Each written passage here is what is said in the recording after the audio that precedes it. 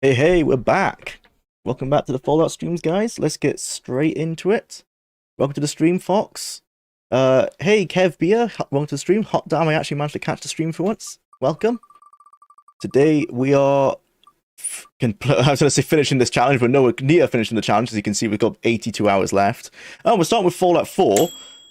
Good thing too, because I believe the next gen patch comes out tomorrow, and that possibly might break our save file, because it is a slightly modded save file with an unofficial patch on it. So I'm glad that we're doing the stream today and not after the next gen patch comes out. Let's jump straight into that. Hello, welcome to the stream, Mayor Humis. I've definitely butchered that one. I end up watching the VODs all the time because I always miss the stream starting. Oh, that's unfortunate, mate, but welcome to the stream. Sebastian, welcome to the stream. Hi there. Why are you always deleting old streams? I can never make it to watch them. Oh, sorry, Sebastian. Yeah, I need to, I'm going to make a new post, I think, to tell people where to go. On the second channel, I probably should put it in the description of these streams, shouldn't I? But there's a second channel that you can go to called Jwlar 2, and that is actually where all the stream VODs go. I just don't have them on the main channel because I feel like it might overinflate things. Right, there you go. So as you can see, well, I can show you that. I have to start Fallout 4 through this mod manager because these are the mods I'm running. Probably can't see because it's quite small on here, but it's just the unofficial patch and it's like a minor UI mod. Let's boot that up. From what I understand, the next gen patch comes out tomorrow, or at least it was slated to come out tomorrow. Which means that, yeah, my save file will most likely break. Oh, my webcam doesn't seem to be working, so I'll try and fix that now as the game's booting up. Oh, and it crashed. That's that's classic Fallout 4.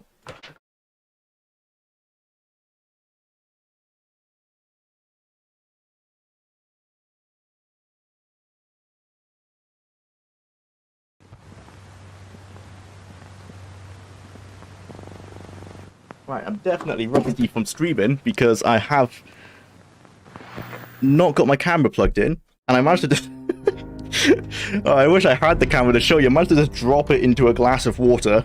Luckily, it's just a small webcam, and the actual technology bits of the camera didn't go into the water. Just like the stand. Hang on, let me actually try and get this plugged in instead. I go away for 2 weeks and it all falls apart. It all falls apart. Right, okay, that's plugged in.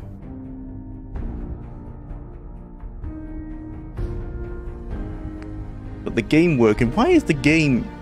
Oh, I was playing around with the settings, and I think I'm playing the game now in a slightly higher resolution. Yeah. Wow.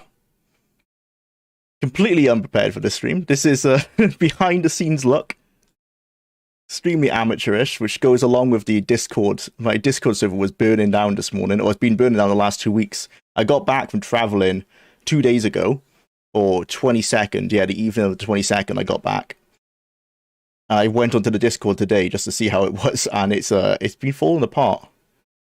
It's always good to see. Okay, game.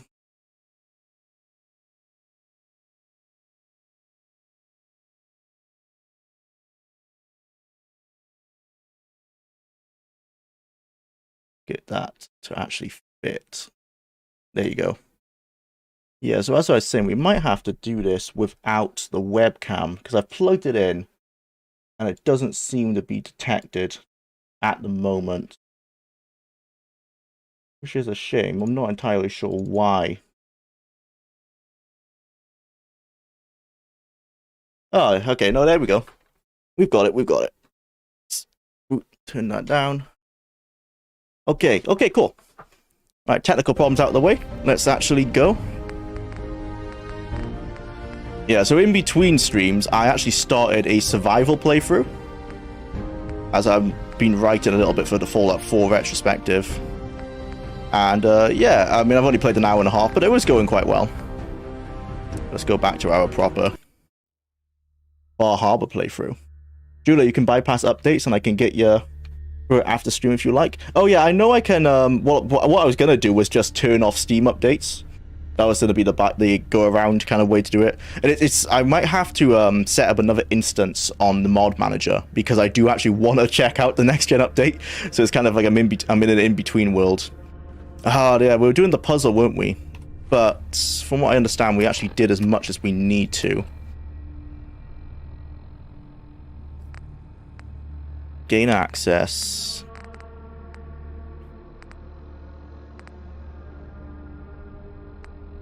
No, have we not finished it? I wasn't sure how many of these puzzles we actually had to finish. Seeing as we only got one left, we might as well finish it off. Even if this is unnecessary. I haven't played Fallout at all. I like the Elder Scrolls. Should I play it? And which game should I start with? It depends what Elder Scrolls you like. If you like Skyrim, then you probably will like Fallout 4. I would say probably... It depends as well on how you are with game jankiness. For example, if you were fine with Morrowind, then jump in with something like Fallout New Vegas, or even just go for Fallout 1 and 2. But say if you don't like Morrowind or Daggerfall because they're a bit too old school for you and you prefer, say, Oblivion or Skyrim, then I would say possibly Fallout 4 and then do like New Vegas and Fallout 3. And accept that New Vegas and Fallout 3 are gonna feel a bit older. I haven't played enough of Fallout 76 to give it a recommendation. What I have played I wasn't super impressed with. Ah, this is a small one. Looks like we have to go over here first, I'm going to assume. And what you're seeing on screen now is a bad representation of the Fallout games, to be honest. This is a one-off puzzle sequence that is nowhere else in the game series at all. It's pretty interesting for what it is. Kind of like a knockoff Portal type situation.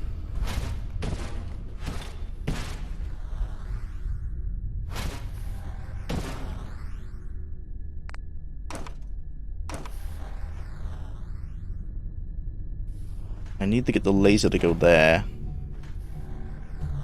Probably has to go there first. Ah, okay. I see what's happening. Store this.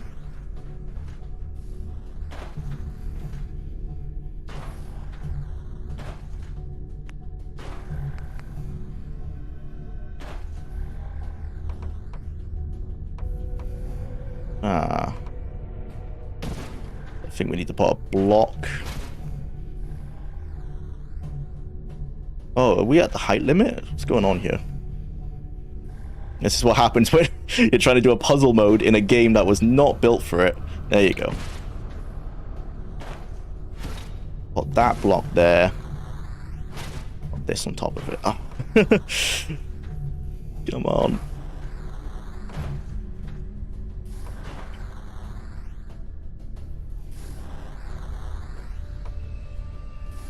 I just wanted to put a block up here. Right, and I need to turn it around. Like that. Oh, okay. Did not consider the height problem. It must be through this hole. Oh, no, that's not gonna... Oh, I'm gonna have to build it on the inside. This is getting way too complicated. Let's store everything. And Morrowind, and I have played a lot of oldish FPS games on the Win98. I don't care about jank. Oh, in that case, actually, I would consider Fallout 1 and 2. If you're okay with doing like a CRPG style game. They play like...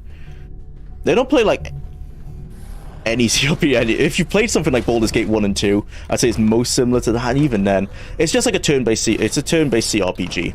That's the best way I could describe it. I can't say it plays like any example of one, because it is a slightly different system from all the other ones. Most of them are D&D, and this is based on like a modified GURPS.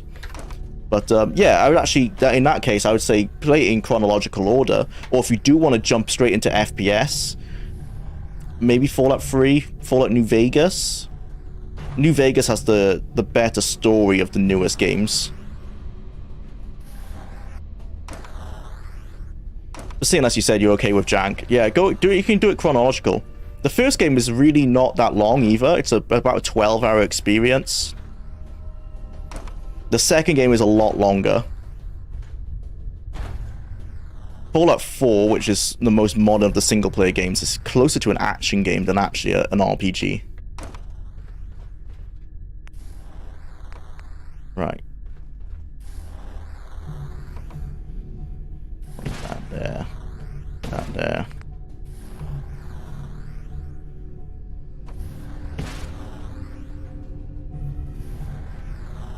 Nice. Oh, we need to build another bridge.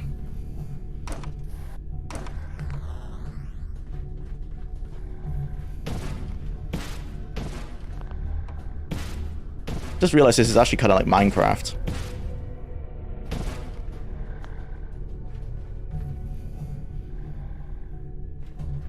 The hell are we doing here? Right, there's a laser over there.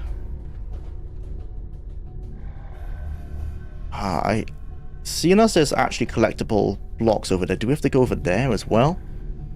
It seems like our next destination is here, but I'm wondering why we have to go there.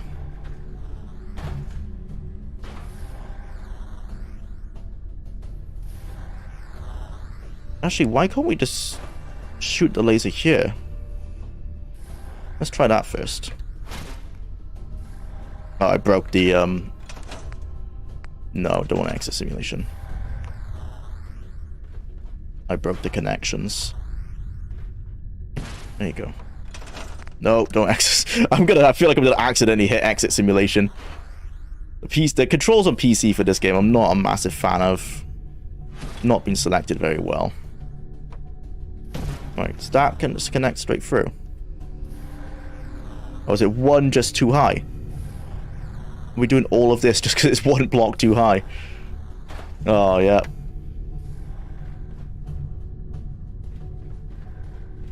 I'm trying to get a handle. Yeah, we need a laser to go from over... Oh. Why did we unlock this? Oh god, this is really... Now I'm remembering... Because a commenter did say last time that this last one was optional, I might consider quitting out. The only reason I'm concerned not to is because our Pip-Boy journal wasn't really updated on where we needed to go. But it might be worth, for the sake of the timer not going, which is a classic. Let's adjust that down by 15 minutes. Right, there you go. And get it off the screen anyway. I might just decide not to do this one, because this is a long puzzle that I'm struggling to wrap my head around. Because I just realized there's a place here as well. Is it like a stereotypical coding thing or something? In terms of this puzzle. Well, I think about it out of the loop already on this conversation. I did a Fallout 1 run for a friend who wanted to see the early games. Yeah, you can do a run pretty fast, actually. Oh, hey, you're back. Yeah, I am Tyrannium. Welcome back. Just came back from traveling 2 days ago. I was going to start with New Vegas, but then I went back to Skyrim and forgot about it. New Vegas is honestly a good place to start. Sorry to hear that, but hope things get better for you, dude.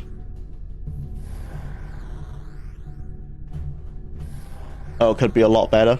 Sorry to hear that, Tyrannium. Yeah, I hope you can you do better in the future, man.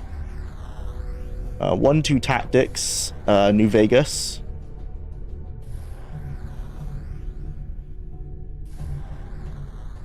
You need to play nothing but Tactics after 4 is done. That's pretty much going to be the case, Tyrannium, yep.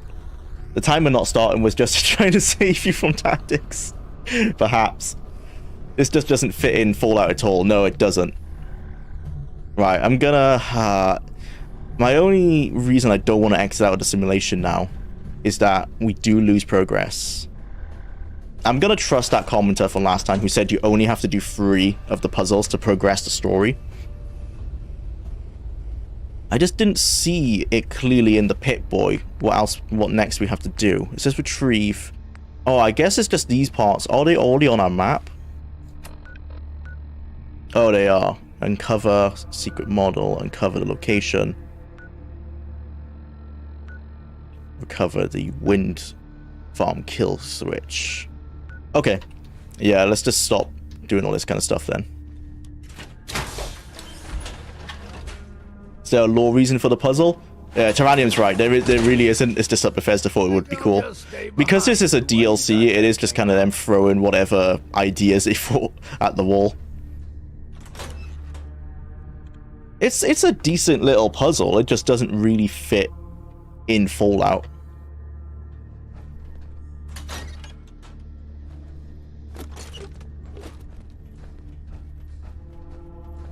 Oh yeah, we're in the followers of the not followers of the apocalypse. I forgot what they're called already. The Bethesda Creations version of the followers of the apocalypse. The Atom crazy people. What was people's thoughts on the show as well? I didn't necessarily hate the show. The lore is yeah, you know, the lore has changed. It's Bethesda lore. I don't necessarily hate the NCR Fallen, other than they got the dates wrong. That was stupid on the fall of Shady Sands. But like the NCR falling apart was kind of how I saw it happening after New Vegas anyway. You hear so much, like so much of that game was about the corruption of the NCR and how it's essentially fallen apart now that it's no longer a democratic monarchy. Like it was technically a democracy for all that time, but it was essentially a monarchy because they always voted in Aradash and then his daughter Tandy. As soon as they were out of the picture, like we see with President Kimball, just not doing a good job, I feel like the NCR was inevitably going to fall apart. I'm not a big fan of the idea of Vault 31 being the ones who nuked Shady Sands, though. Because I don't... Where the hell did they get the nuke? That's a weird one. There's basically... I like the show, but the lore I don't like. That's my kind of view on it.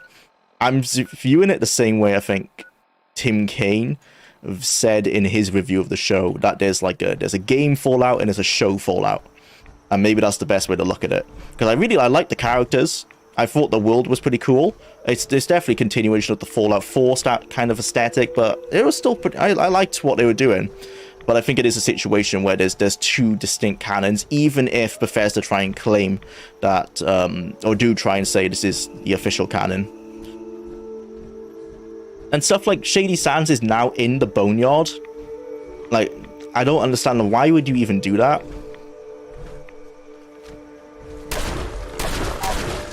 Oh, and don't the Gulpers as well come from... Oh no, I guess what...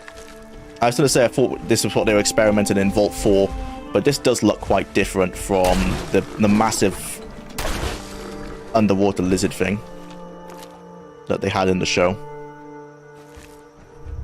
Even lore was shaky, but so visually satisfying. Yeah, that's my take on it. Like, the lore definitely has some issues. Just things like changing the locations.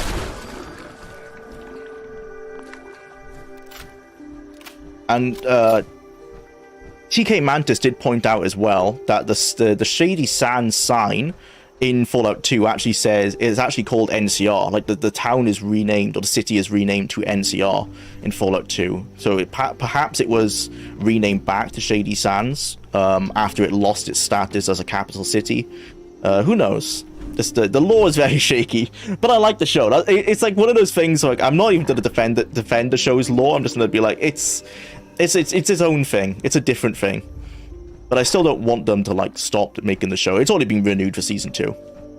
And there's so many like cool elements. Like the ghoul is especially good. I like the theory that all 3 characters are kind of different playthroughs. Lucy is pretty much how I would play my first time ever playing any Fallout. I always go for that kind of naive good person role. Then you have Maximus, who's a bit more of like being selfish and just doing what he needs to do to achieve his goals. And then the ghoul is your like murder hobo run, which is like the ghoul is kind of just how I played New Vegas for this series. We were just running through, killing who we needed to kill just to get through the game as fast as possible. I like that theory.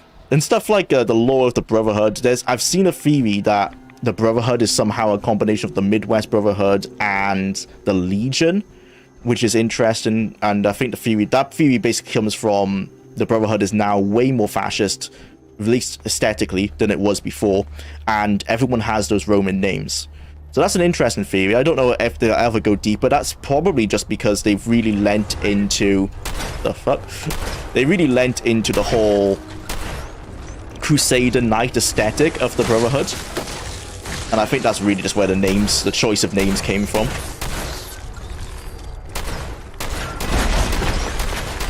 Oh, my armor.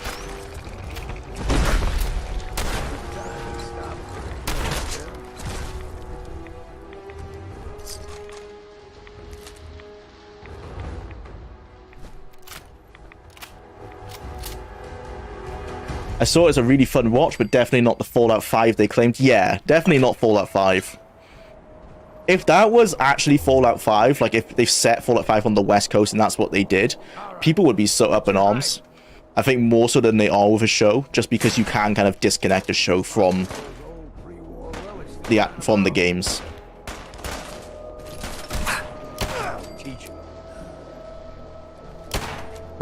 Oh, this is Longfellow. Show exists in Fallout Dust continuity.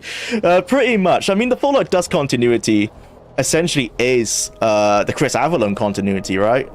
Like, as much as people say they hate what happened to the NCR, Chris Avellone was always really pushing for a post-apocalypse. He didn't like that the world was rebuilding. That's why he wrote or created the Tunnelers. The Tunnelers are to make it so that everything you do in New Vegas is futile. Like, eventually the Tunnelers will come and make that whole thing redundant. Luckily, it doesn't look... I never liked that, but that was Avallone's view. He just doesn't like that the world was rebuilding so much. He wants to, like, kind of tear it back to a apocalypse. I don't think the show's going to lean into that too much. They showed New Vegas at the end. It doesn't look like it's been overrun by tunnelers. We'll also, I guess, we'll get a canon ending for New Vegas finally. As we're going to see who won in New Vegas. I think it's going to be House. The fact that they introduced House as a physical character, I think it's going to be House who won. Or House who's still running New Vegas, at least. Right, those are gulpers.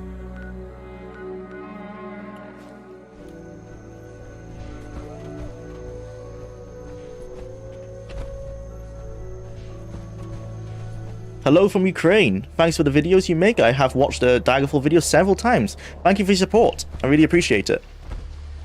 Also, I started Daggerfall a couple of weeks ago. What's like a good way to get like dungeons and quests? Find a faction that you want to join is what I'd recommend. So depending on your build, say you want to join the Fighters Guild, just find one in the local town or city in whatever province you want to start from. You can start from Daggerfall province. That's always a good bet. And just go from there. You can join the guild. Every guild will accept you regardless of your stats, but be aware that your build will dictate how far you can progress within that guild. So, for example, if you're playing a knight type class and you haven't got any skills that are based around magic, you can join the Mages Guild. Actually, I'm not even sure if they would let you join, but they might let you join initially, but you probably won't. Oh god. You probably won't get any further. That's the only problem, is that you won't be able to get promoted because it'll be based on your skill levels in those skills. And if you haven't got them tagged, then it's likely they will level up extremely slowly. And I mean, you might not even be using those skills, so they'll never level up. I'm not having a good time right now. My armor's not good. Everything's falling apart. I'm gonna have to go get my armor repaired. Let's heal up a little bit.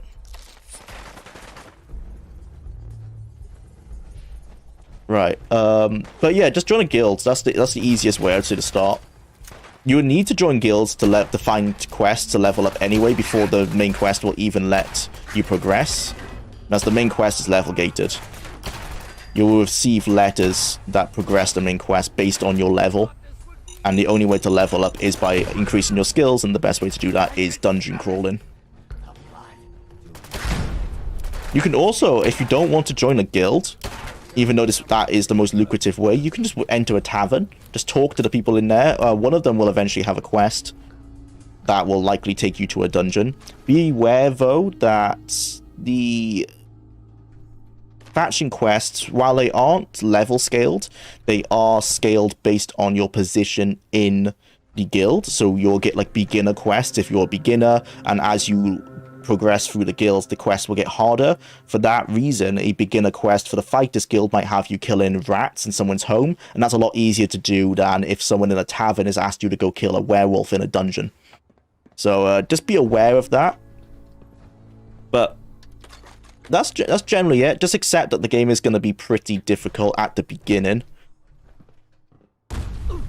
And maybe try and pick quests that sound easier. Like a quest that someone is asking you to find a mushroom in a dungeon, that will generally be easier than them asking you to kill a certain creature, only because you actually don't have to kill anyone.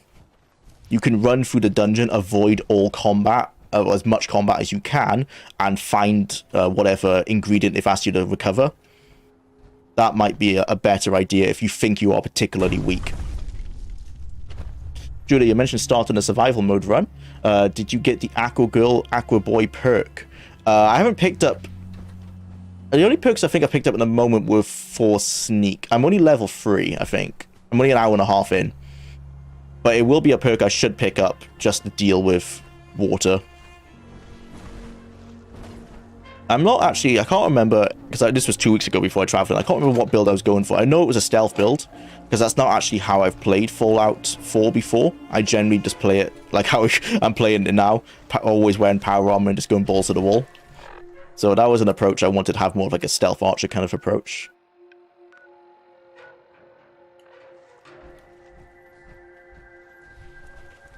But also, it's something that I'll probably look into getting. Look sharp.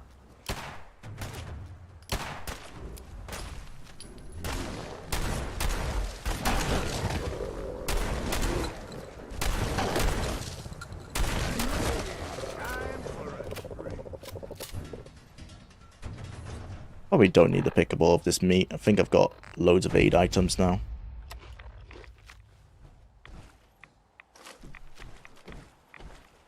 It's pretty easy so far, in my opinion. But I might just be doing a really easy build. Yeah, that's the thing with Daggerfall. Your build can really just... Your build is the difficulty of the game. So yeah, it's possible that you've just got a very good beginner's build.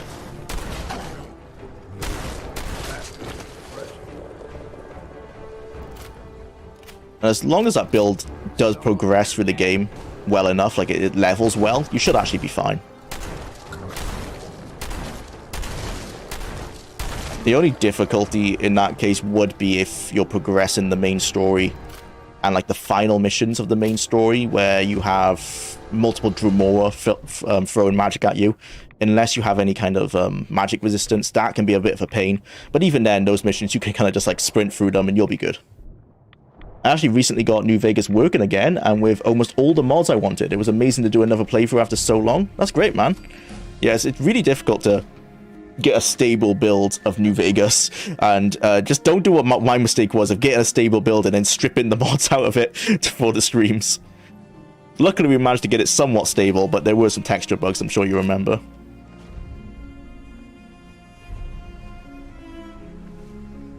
I always keep it quite light on mods as well, for that reason, because it can be quite tiresome to get a working build going.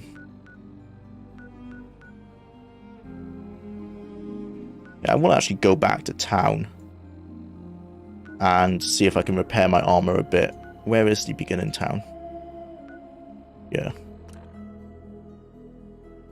I am doing the unofficial Elder Scrolls beginner guide build. Yeah, that's a really good one.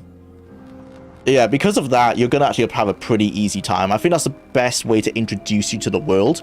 I would even recommend, unless you want to, I would say maybe it's not even worth finishing the main story with that build, because it is so easy. Like, maybe get to a point where you're level 10, level 15, and you feel pretty confident in your, like, actually playing the game, and then actually try and create your own build.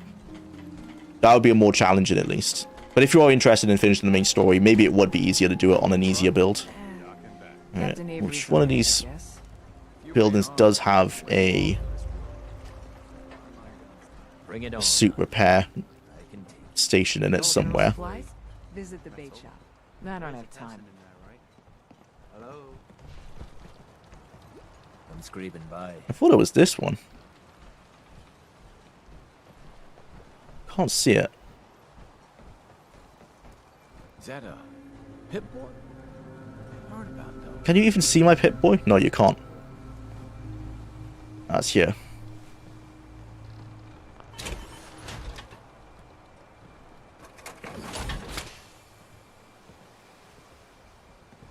I have a working fully modded build from like 6 years ago. Have that folder backed up on an external hard drive so I never have to fix it. That's the way to go, to be honest. That is the way to go.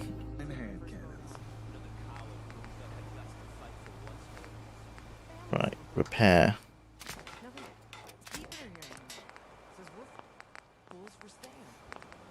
what I mean about the controls, is that sometimes you need to use escape to go back in a menu, and other times it is tab.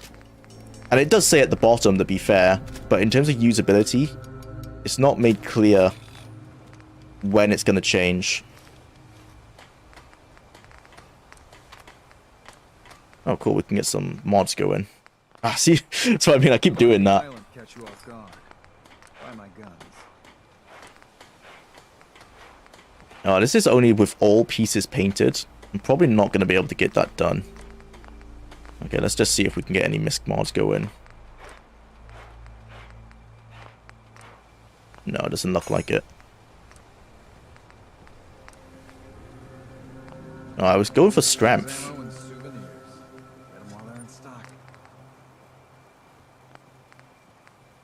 Oh yes, let's change my headlamp as well.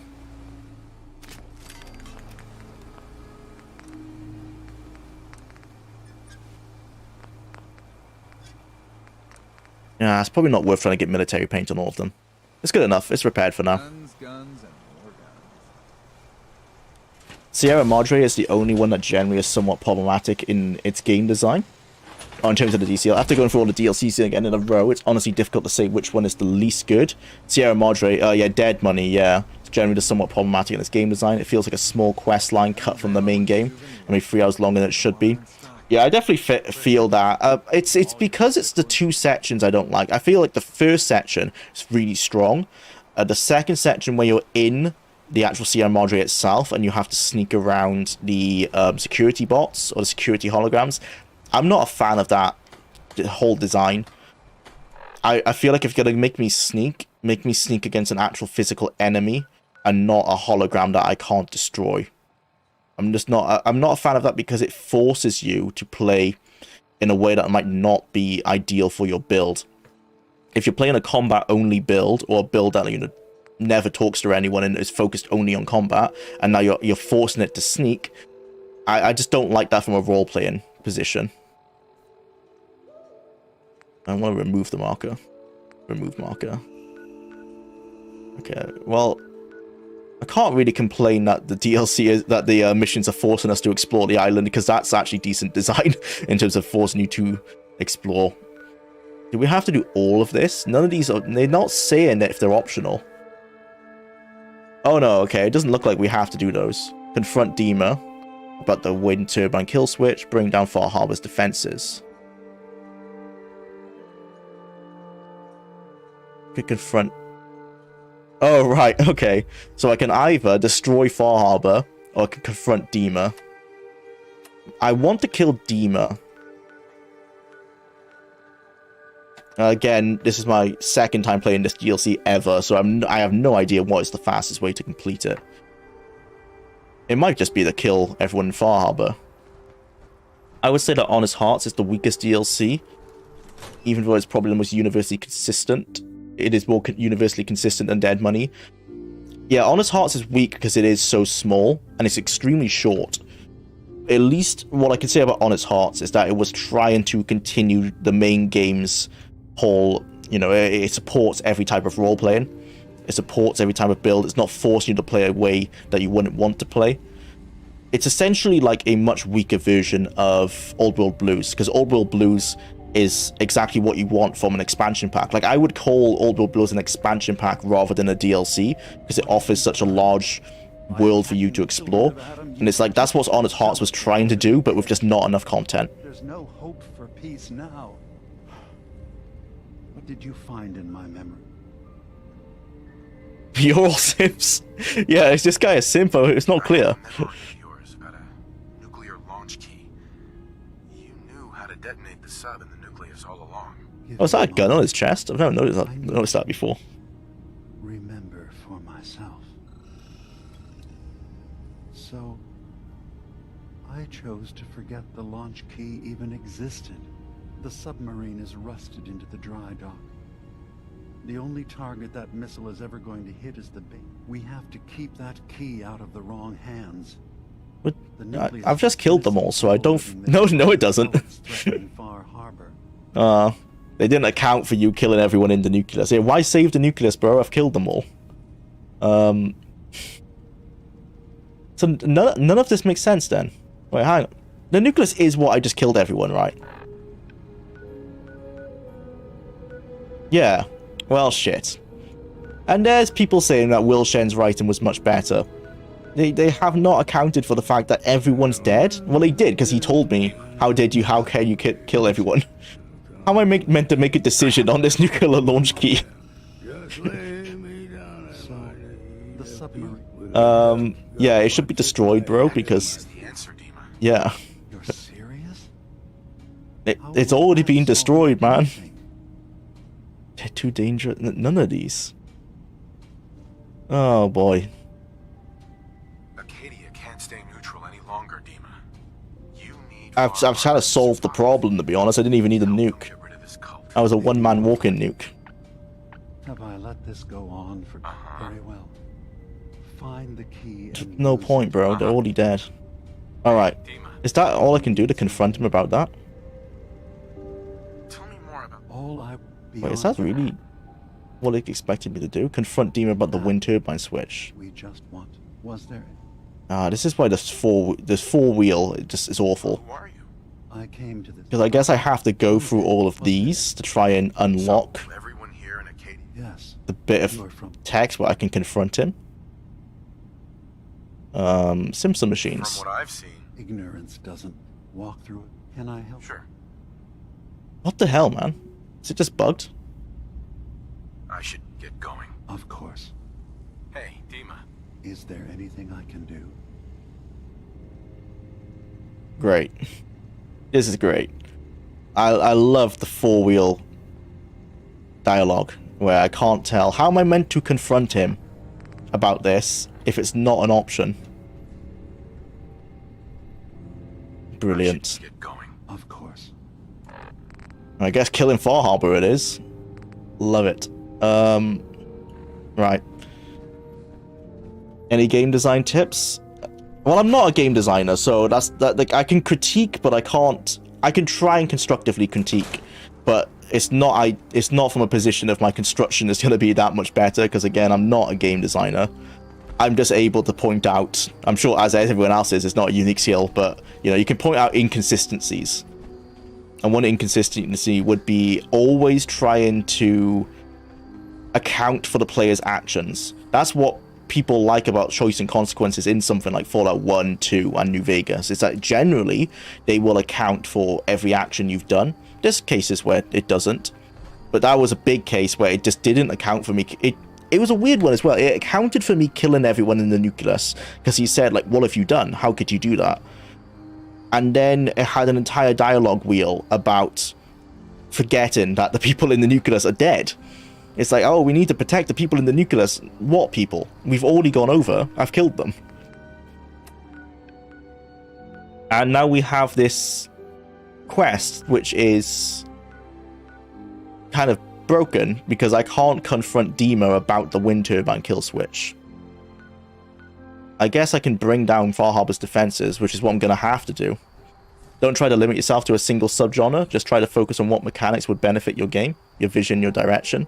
Yeah, if you're actually designing yourself, this is actually what Tyrannium just said. Game design is a very difficult skill to learn.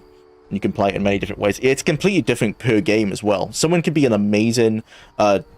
if they could make an amazing WAD for Doom, and it could prove that they know exactly how to make a brilliant first-person shooter, but then you ask that person to make an RPG, and it could be terrible. Because it's such a varied medium that is game design, that is video games, that is, you know, just being good at game design in one thing doesn't mean you're good in another thing. And it's something like Tim Kaine has talked about in his videos. Like, you know, I think many people would accept that he's a good game designer for RPGs, even though he's had a bit of, you know, he's had a few problems in some areas. But if you were to pot him to design the next Quake sequel, it's probably not going to be what people want, because it's so completely different to what he's done before. And always sell what we can't use ourselves.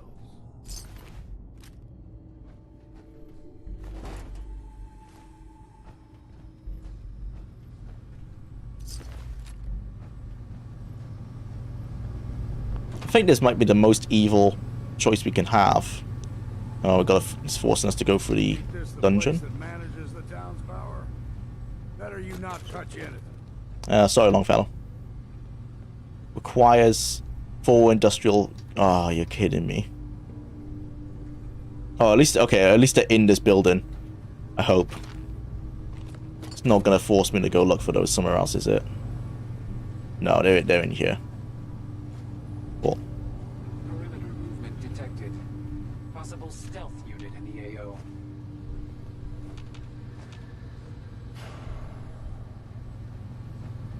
Fortunately, there's no karma in Fallout 4, so it doesn't really matter if we do something evil. Oh. Oh.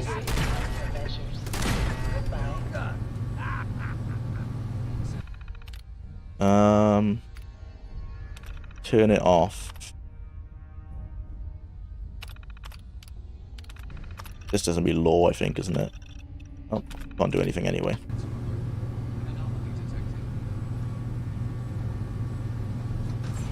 Unless I need to load.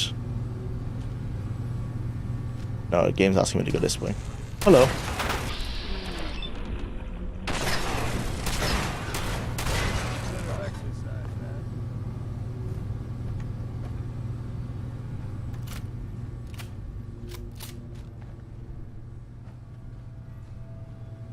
I'm not good at almost anything related to game design except maybe programming, but everybody starts somewhere.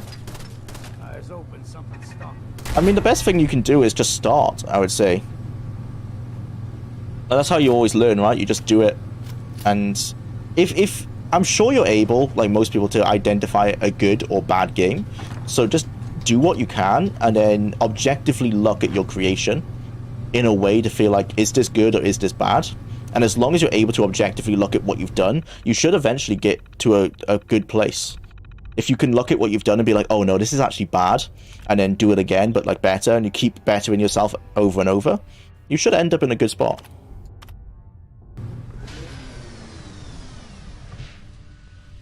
We ain't alone. Okay, I did it, yeah. Found you. Oh, it's Longfellow, yep, okay. Sorry, bro. With a bottle. You are now enemies with the citizens of Far Harbor. I will accept, though, it's cool that Far Harbor does have a neutered version of the faction reputation mechanics, in that I actually am now an enemy of one of the factions. Hey yo, hey Omega, welcome to the stream.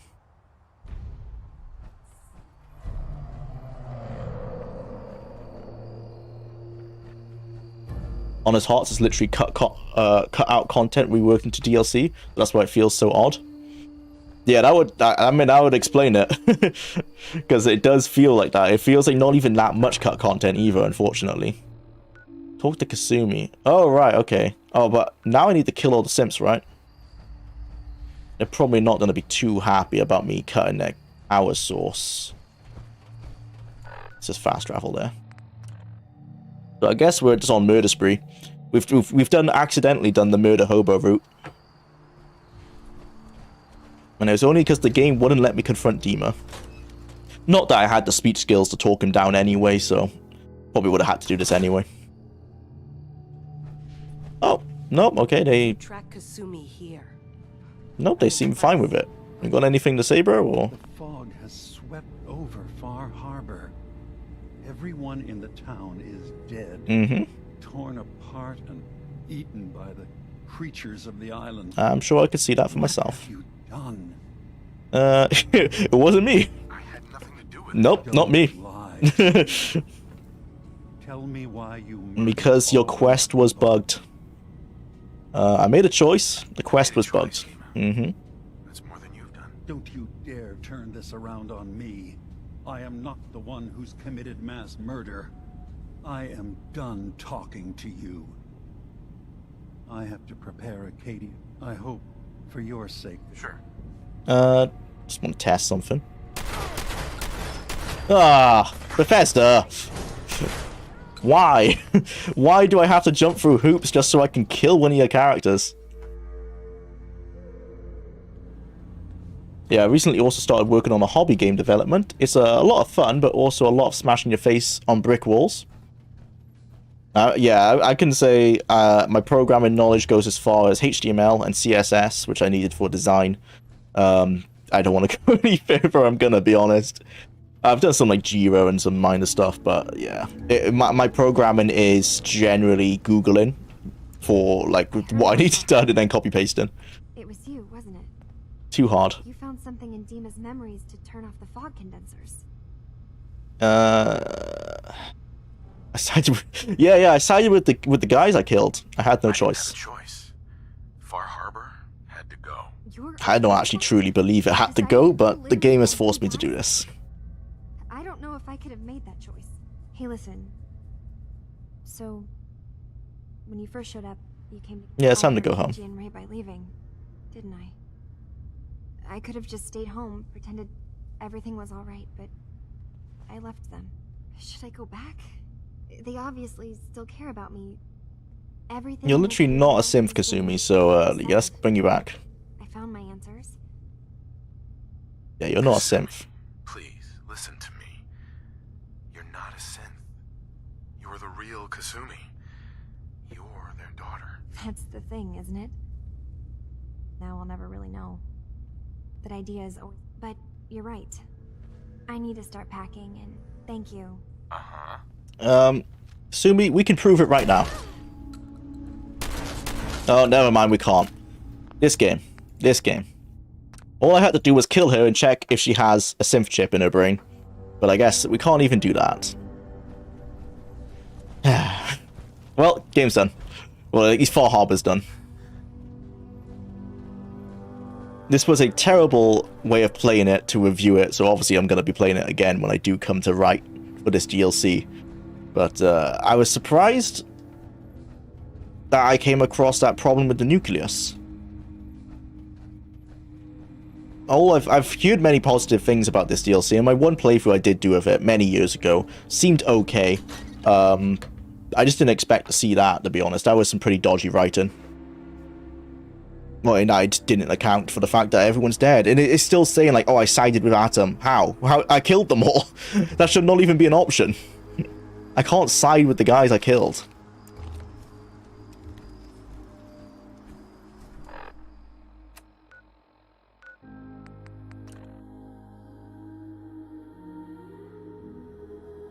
Programmers got a lot easier now with AI tools. Yeah, that's true. But it's still worth learning how the code works, as in the AI makes a lot of mistakes and has limitations. Yeah, if you can learn the language, that helps. I mean, HTML and CSS, they are not very difficult to learn, so I can generally get my way around that. But if I've ever had to use something more, like if I'm helping someone like change the design on their app, for example, and I've had to use more advanced code and stuff, that is where I struggle, because I just generally don't know what I'm doing with that kind of stuff. I do just use AI, or generally just Google searching and finding stuff on forums. But a lot of time, if I'm doing that, I'm working with an IT team anyway, so generally I'll just change like the design elements they need and ask them for help. He lied to me. Dima said they're all dead.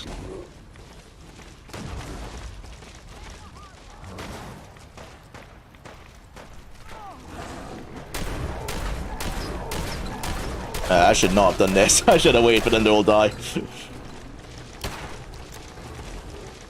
Yeah, well, this guy seems bugged on his scripting. Oh.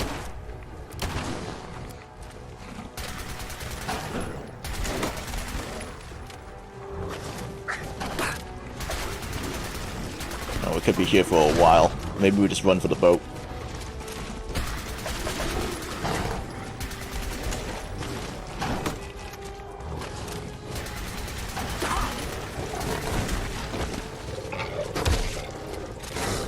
If you've ever played the games before, I like as well how in that Knight Titus scene when he ran away from the Jwlar, really put into perspective how much of a coward he was. Because it's like, bro, you're in power armor.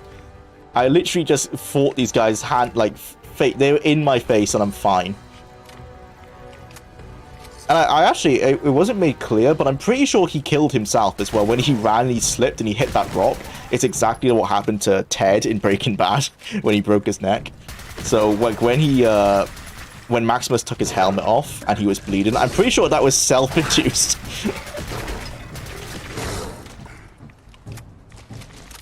Because you could see, like, the Yao Guai couldn't even get through the power armor. It got pretty deep, but I don't think it was what actually caused his injury.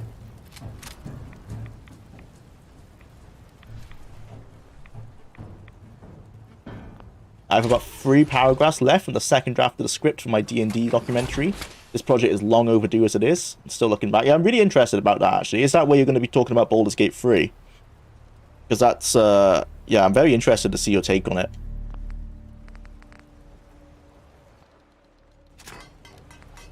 And I mean, I can say, I can agree with what little knowledge I have of 5th edition. I can see why you might not like it. This is coming from someone who's essentially purely played video game adaptations of them and has very little experience with the actual tabletop aspect.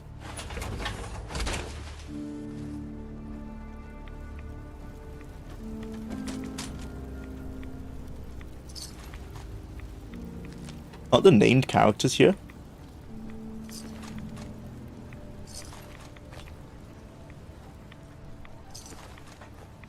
Or are they just all generic harbor man, harbor woman?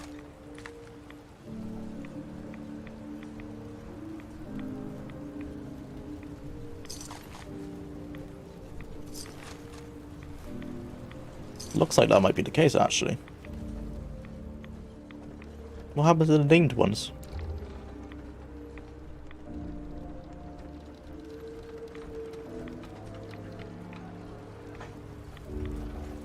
I've only just noticed as well, but the soundtrack for Far Harbor is much closer to the New Vegas soundtrack than the general Fallout 4 soundtrack. Always a fan of that. I think it's Enonzo did New Vegas anyway, right? So it's all his music anyway. Apparently I've leveled up.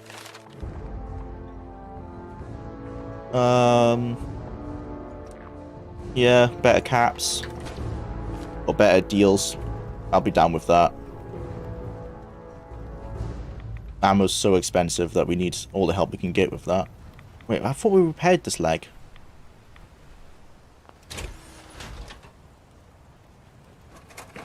Oh, did I not have the materials? I didn't check. It said right leg, right? This one. I lacked a oh, it's only 3 steel. I can probably find that now, can't I? It's like here. A wrench. Yeah.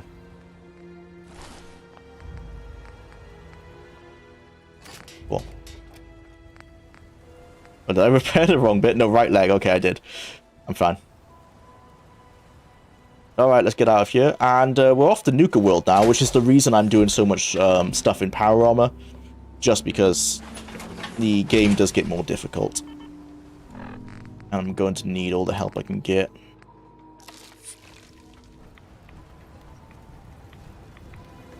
Oh, I want to go into the tavern, actually, just to check what it looks like.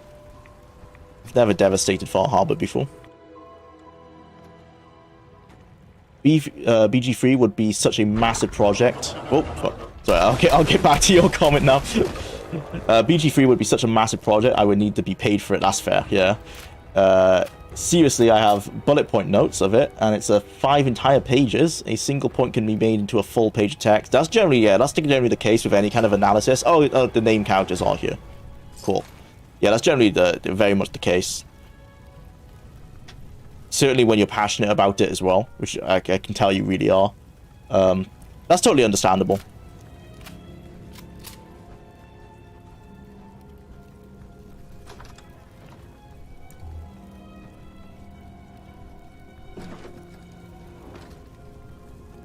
Only 2 name characters. It's likely that I missed the other ones.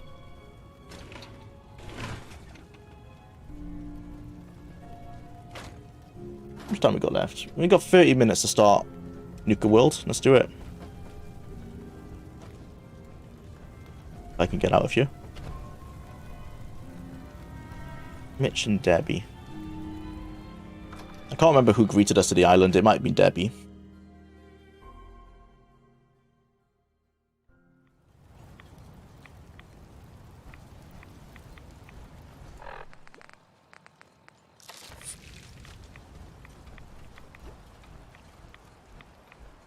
Alright.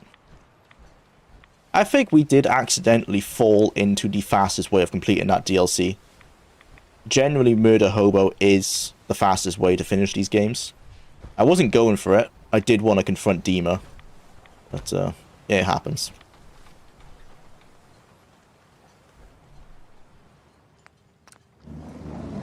Whee!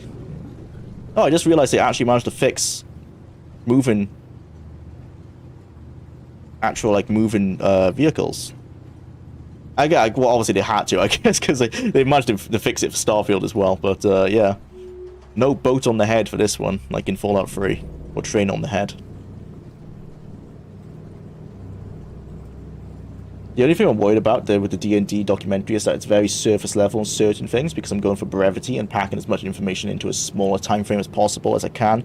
Yeah, that happens, and that's a sacrifice you have to make sometimes. Like, I had to do that for, say, with the Daggerfall video. There are still points in that video, as much as it is one of the most in-depth videos on Daggerfall. Someone could come along and make it a better, like a more in-depth one, because I did have to kind of like really briefly go over some stuff, like the skills. I don't think I went in depth into how the skills work, for example, and how you level them up, or that kind of stuff. I might have just thrown up like the XP, the actual chart, like the calculation of how that all works. I might put that on screen, but there's lots of things that I generally will just briefly go over, because you can spend forever on stuff that may not be interesting to a lot of people.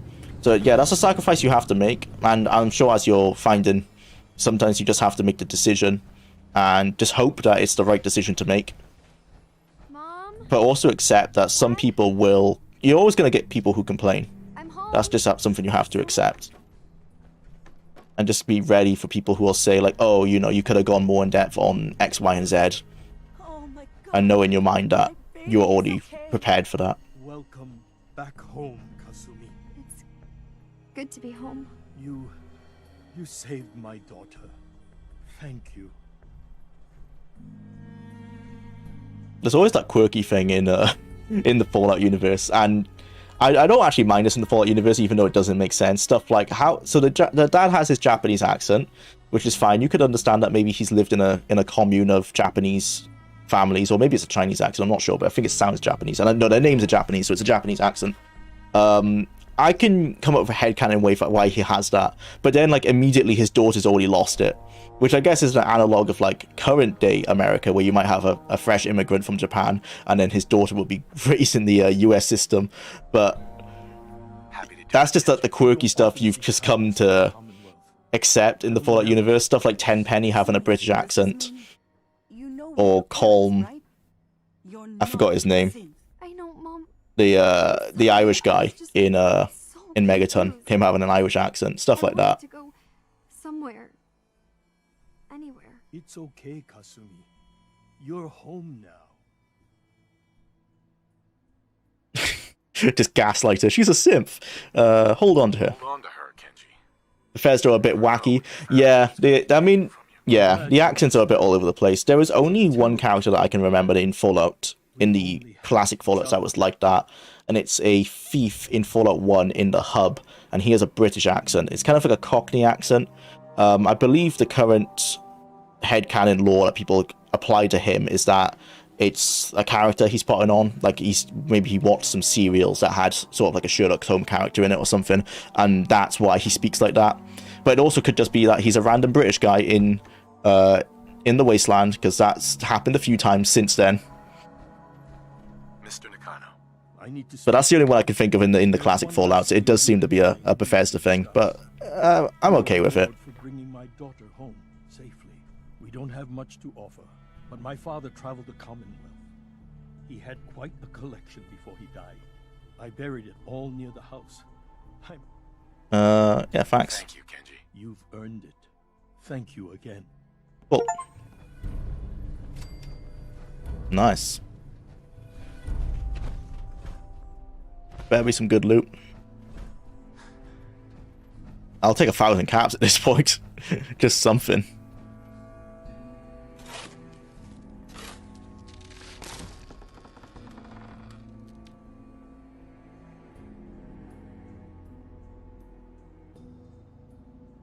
It's a random... Is it a randomly generated missile launcher? I'll take it. Oh, a bunch of ammo. That's nice. I think this is all randomly generated. I mean, it's cool. Probably just gonna sell it. Alright. Beggars can't be choosers. I've only got 2,000 caps. Damn. Right. Straight down to Diamond City. Get as much ammo as we can, and then into Nuka World.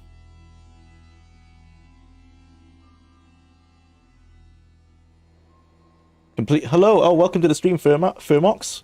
Completed every Fallout game, eh? You're starting with 4, have you already completed the other ones? I've completed, 1... Brotherhood of Steel, the bad one. And... more games I can't think of. Oh, 3 and New Vegas, yeah. I've completed, yeah. So I've completed 4 of the games. What we've got left is Fallout Tactics, Fallout 2, and Fallout 4.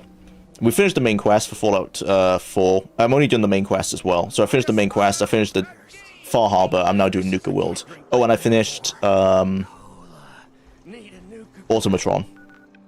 Those are the only DLCs I'm going to do, because the other DLCs are like the building DLCs. And those don't really have a main quest line necessarily. Explore the combat zone. I think, no, that's not the one we need for. I'm not sure which one of these we actually need to do for Nuka World.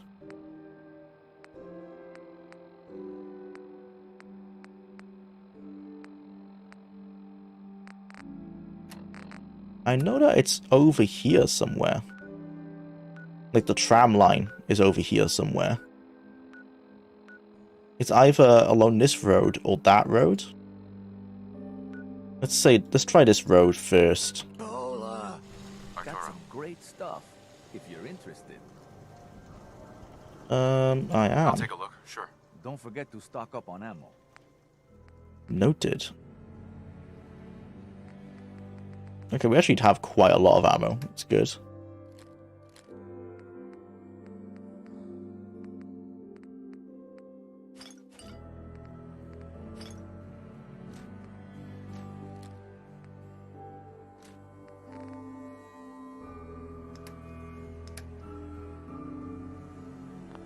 Oh, tab.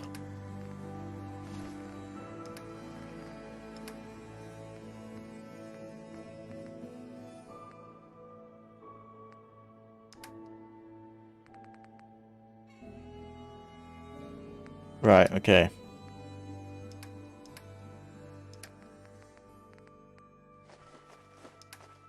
In terms of ammo then, we need shotgun shells. Or you can give. A sniper ammo is probably okay. 44.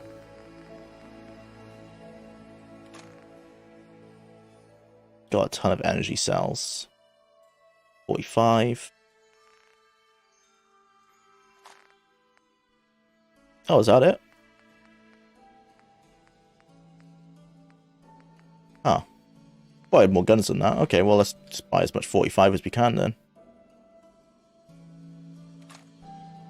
Cool. Accept. Nice one.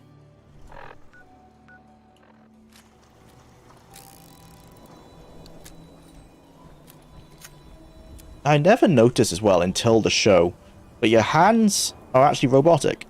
I always thought, like it was in New Vegas and Fallout 3, that it was gloves. But no, these actually are robot hands. Never made that association before. The main is part of the institute. Cool. We're looking good. One of the stipulations of this challenge as well is, well, one, we're trying to finish it in a certain time. I only get an hour and a half to play each game at a time. It's decided by a randomized wheel. And also, I'm not allowed to use any guides, which is why, if you're wondering why I'm lost a lot of the time, that's why. It's completely guideless. Fallout London was supposed to come out 2 days ago, but Bethesda released a patch they were supposed to release last year that forced the London guys to rework the whole mod just to get it working again. Yeah, it's a next-gen patch, right? They released some other Creation Club stuff, but the next-gen patch is coming, meant to be tomorrow. Bethesda, I don't think I've actually confirmed if it's going to be tomorrow, but I think it's meant to be, like an older date that they set. So we'll see, but yeah, that's why Fallout London has delayed itself, because the next-gen patch guarantee will break everyone's mods.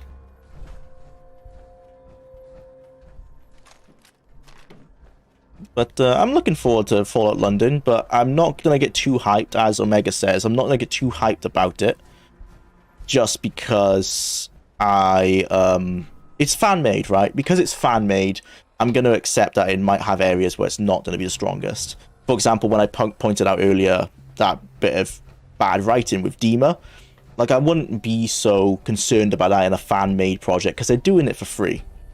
They weren't paid to try and consider all of those options. Cheeseworks, like the stream, y'all. Thanks, man. Yeah, if you could, guys, that would help. Not that I'm too concerned, actually, how these streams necessarily perform, because I just dumped them on the second channel anyway afterwards. But it will be eventually leading to a stream highlight video, as well as the actual retrospectives on all of these games. Okay, I'm seeing the church on my compass, but not the tram. So I guess it's not here. So let's maybe try down here instead. There's definitely gonna be a... There must be a quest that starts this deal. Oh, I should check my radio. There must be a quest that starts this DLC.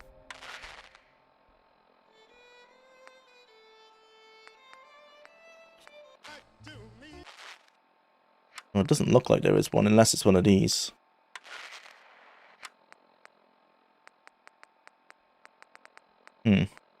Have you played all the Fallout games before, or are you any of them new to you? So before this challenge, I had never played Brotherhood of Steel, which we since finished. I'd never played Tactics, other than like for a few hours, like an hour maybe. And I had never played the Nuka World DLC. So that's a new one to me, which is why I don't know how to start it.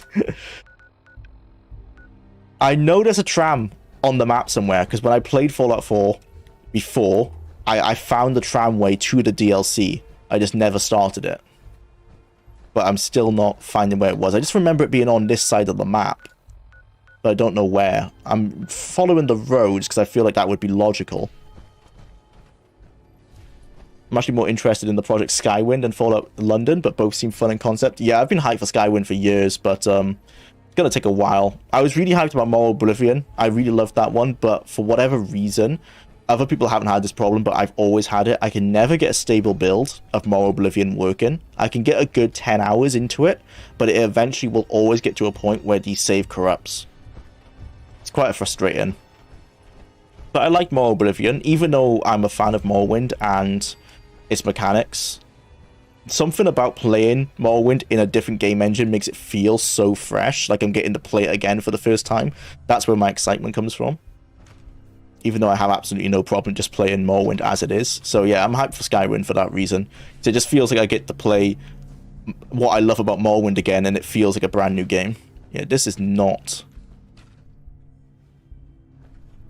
Yeah, that is not the DLC location. Should there be a radio signal? Yeah, I would have thought so. But it might be the case when I'm too far away.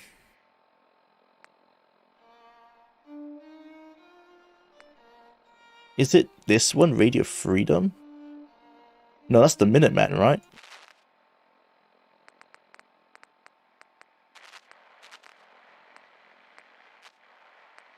Perhaps I'm too far away. Yeah, it's much easier in Fallout 3 where they just dump a quest in your quest log. I would have preferred that.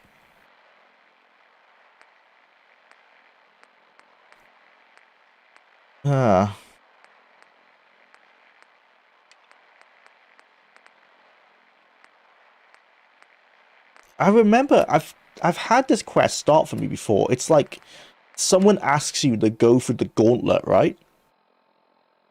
It's something like that. Yeah, it's a theme park. Yeah, there's like someone says like, oh, test yourself in the gauntlet. And you go and you do the gauntlet, and that's how you enter Nuka World. I'm pretty sure, because I've gone there before, and I went through the building. I think a pop-up said like, oh, you're about to start the DLC. Do you want to do that? And I turned away, and that was years ago, probably when the DLC came out, and I have no idea since then.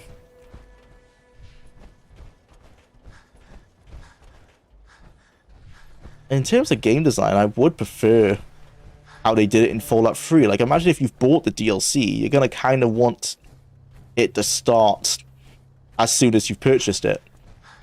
I don't remember any pop-ups happening when I started a new game. And this is the Game of the Year version of the game, and I know I've got it installed. Actually, let me just check. Yep, I've got DLC Nuka World installed. I just checked on my mod manager. So it is here. Just don't know how to start it. You can go at level 1. Yeah, exactly. I know you can get there at level 1. I'm just trying to understand where do you actually start the bloody thing.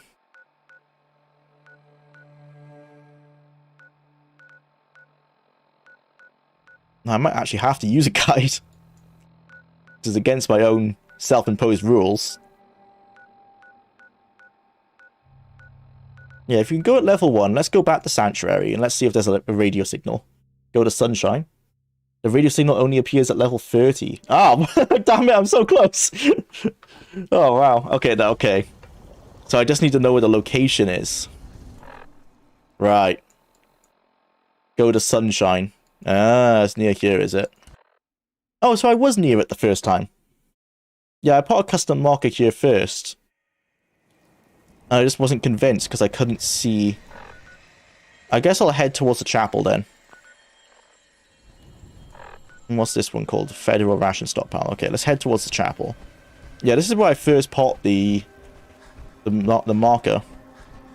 Hug the west map and go south.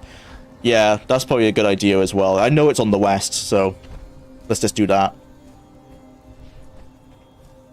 It's a shame that if I just waited one level, we would have found it organically.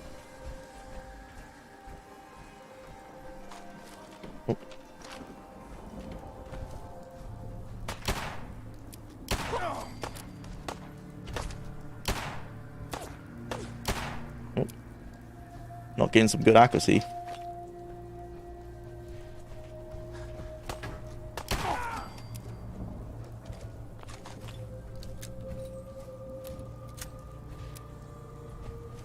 So you finished Fallout 76? No, I'm not counting Fallout 76 for this challenge, only because it's still growing. I guess the main quest has ended, right? It's where you can nuke the Commonwealth. Or nuke the... whatever the wasteland is called in Fallout 76. I forgot what they call it. I guess you could count that as the end. But no, I'm just not. I didn't count that in this challenge because it doesn't feel like it's got a definitive ending, because it's still being supported. Like, they're still adding DLC, and they fundamentally changed the game with the Wastelander DLC. So I don't want to be like, you know, start the challenge and then they do something like that to fundamentally change how the main quest even works.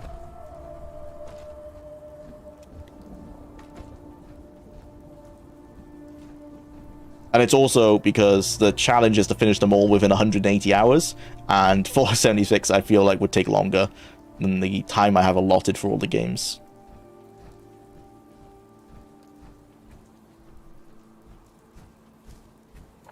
Okay, let's just head to the west of the map. Oh, I'm seeing something. Got an icon now on the compass. And a big... yeah, this looks like it. 2 big Nuka colas. How much of the timer is left? For this one, we've got 13 minutes, and on the main timer, I believe it's 82 hours. Most of which will be on finishing tactics. I think we've probably got about 4 hours left of Fallout 4, maybe, just for the DLC, the rush through the DLC. Fallout 2, I can't say. Maybe 6 to 10 hours. And so that'll give tactics then a good 60 hours or so. It's probably what I need. Because as you've told me, tactics is a very long game. Warning about Nuka World. Oh, we're here. Nice. We have a spare Fatman launcher. Coulter is a son of a bitch right well. Oh, is that the power armor. There's like some guy boss we have to fight in the gauntlet, isn't there? Oh, we should have just kept that missile launcher we just got for the quest reward from Far Harbor. No, I don't have that. I have a ton of grenades. Well, it'll be fun. If I see anyone violate protocol and enter that transit station before we're set, I'll have your head. What the hell's my sniper out there?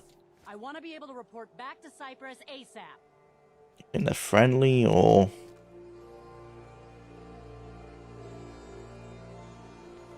Let's assume they're friendly. What's up? Oh, no, man.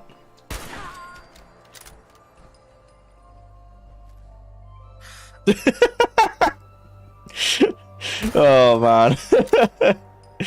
Oh, Fallout 4.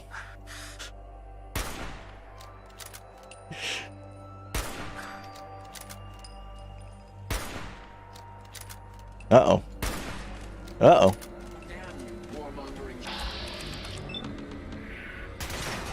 Oh, I did not build for AP whatsoever.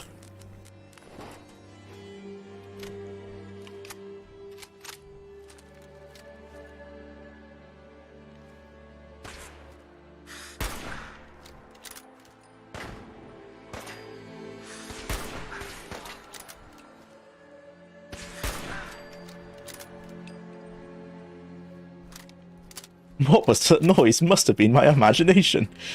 Exactly. I'm surprised they're actually still looking for me. I want this one's head.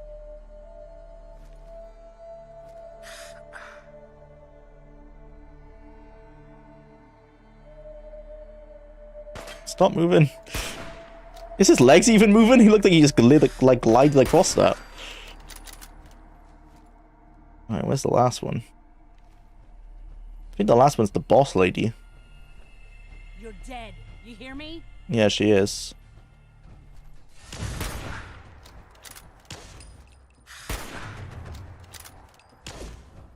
Oh, just got a stealth boy. Oh dear.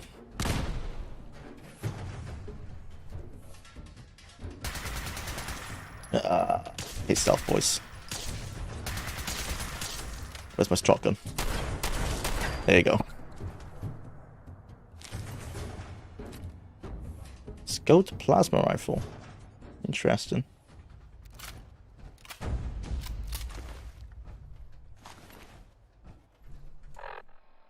Right, what did their orders say then?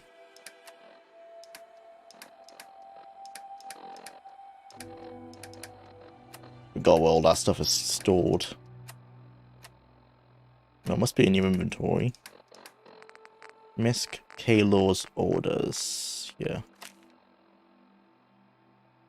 Oh, it's literally just what she told everyone. Okay, never mind. I guess that's if you cut off her dialogue. Alright. In we go. Do we want to loot this place? Not necessarily. Let's go for it. Do you have a favorite Fallout game? Yes, it is stereotypically... Actually, no. No, never mind. It's Fallout 1. I was going to say Fallout New Vegas, but it's Fallout 1 just before how concise it is. How just... It's so well constructed in such a... such a tight package. I like that you can complete it so fast. They're gonna die. Even though it's like... Even if you complete every quest in the game, it takes like 20 hours, so it's quite a small game in that regard. I like that it all feels so well crafted. That doesn't mean it's perfect in every regard. Of course, there's problems with the game. I know it. But if there's a game I want to replay the most, it's tied between Fallout 1 and New Vegas for the amount of builds that you can play in both. It really feels like every build, no matter how jank it is, will work in Fallout 1, even if it will make a very difficult time, but you can make it work. And that carries over to Fallout 2 as well. It's just that I feel like Fallout 2 is a much more bloated experience, which is good in one regard, and that there's a ton of more content, but it turns me off replaying it, knowing how long it takes to finish. All my fault. New Vegas gets around that by a lot of its bloat not being contained to its main quest, so you can choose whether to actually play with that or not. And I guess you can try and speed your way through Fallout 2 to a degree, but the game's a lot more difficult. That it does require you, I guess if you're extremely skilled in the game, like if you've got a lot of knowledge in the game, it's not a problem. But for me, I still feel like I need to do a lot of side activities to level up so that I can approach the end game. But perhaps it's just a time thing. Like, I've played Fallout 1 4, 5 times now, so because of that, I know the game almost like the back of my hand. Whereas with Fallout 2, I've only played it 3, like, I've done 3 runs, but I've never finished a run. And that might be what's changing my opinion on that game. But yeah, it's Fallout 1 in New Vegas. And then straight after that, Fallout 2, then probably Fallout 3, then 4, then Tactics, then Brotherhood of Steel. 76 is just floated in the ether because I've not played it enough to give it a fair rating. And then Shelter is not on the list at all because it's a mobile game. Doesn't count.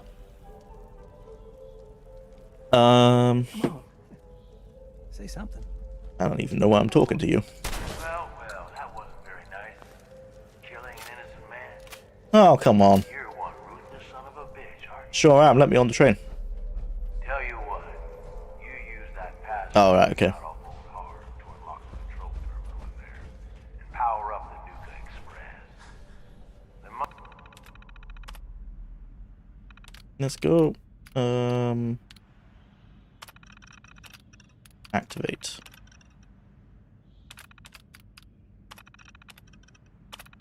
Monorail will take you to Nuka World. If Captain Killing are your thing, I got the offer of a lifetime for you. But only if you think you can handle it. Oh, it is that one. Nuka World is proud to What announce the? the Oh, grand right, it's an intercom. reopening of our World of Refreshment ride, now featuring delicious Nuka-Cola Quantum. Clear the door. It's not a head. I lose more sleep over the realism of weapons than I realize Boston has been given a desert southwest biome. It's Bethesda. Yeah. Every one of you aboard the Nuka Express monorail. For your own safety, please remain seated or utilize the provided handrail while the train is in motion. Oh, okay, it's let me go first person again. To the right side of the monorail, you can observe It's Disneyland. the famous Fizz-Top Mountain. Standing at over 100 meters tall, Fizz-Top I actually might quite like the Mountain Nuka is a man-made world structure in because I've the enjoyed and my times at features Disneyland in the five-star past. Fizz-Top grill. Might be an interesting parody. Be a shame that I'm going to be basically speedrunning it for this playthrough, but I'll be playing it more in depth afterwards. Not really a spoiler, but the guy you killed wasn't dying or even hurt. They literally tricking you to go to Nuka World if you're playing a good guy. Oh, right.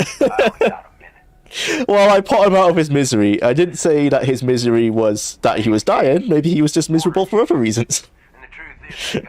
Nuka World is a perfect example of just how Bethesda doesn't understand Fallout and how they don't care at all. But it is a good example of how they make sick-looking worlds. So that's essentially Bethesda's thing, right? Yeah. They don't understand the actual themes of Fallout or the people, but they make things that look really cool. And that's enough. At least for the looter-shooter aspects of Fallout 4. That's why me and Fox have been saying, like, that's why the game works so well as a survival game.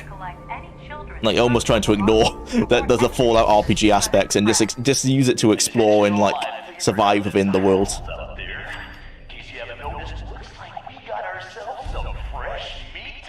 Alright. And he's off. Let's hope our latest prey can draw a little inspiration from our previous victims. Oh, this is where I'm gonna be not have a good time, because I'm already terrible for looking for traps. Did I just walk through one just as I said that? I think I literally did.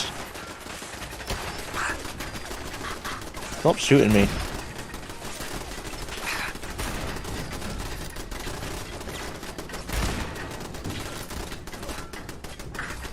Oh, didn't see that one.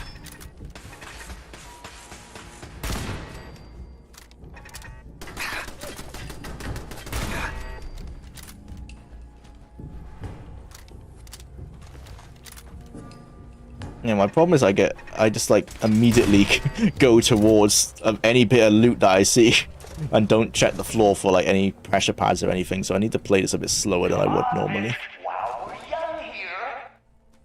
Yeah, don't rush me. I'm getting through it.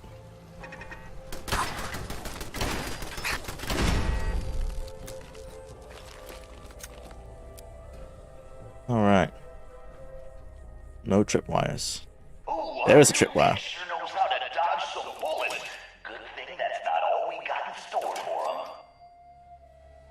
Yeah, these are all the things that I need to look out for.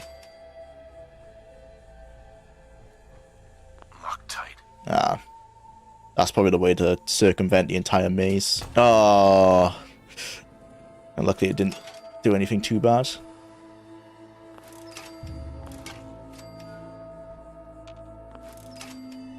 Jesus. A bit too many traps, to be honest. Lucky wasn't so lucky.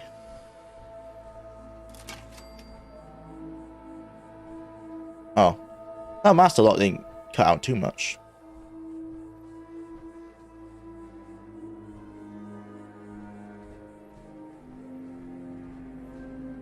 Nuka is an outright parody of Fallout. Oh, okay. Nice. They've parodied the parody. I usually hate having to kill Gage. Mark Rolston, who was the voice actor, was Drake in Aliens. That's pretty cool. Well, the Professor does make ignoring their storylines a tempting option. It's like the best option always. Wait, Jwlar, you've never done Nuka Will, so you don't know the story of Atlas? No, I don't. I don't know. I know the Nuka Will president is like a jar in a head in the jar because of spoilers online, but oh, damn it.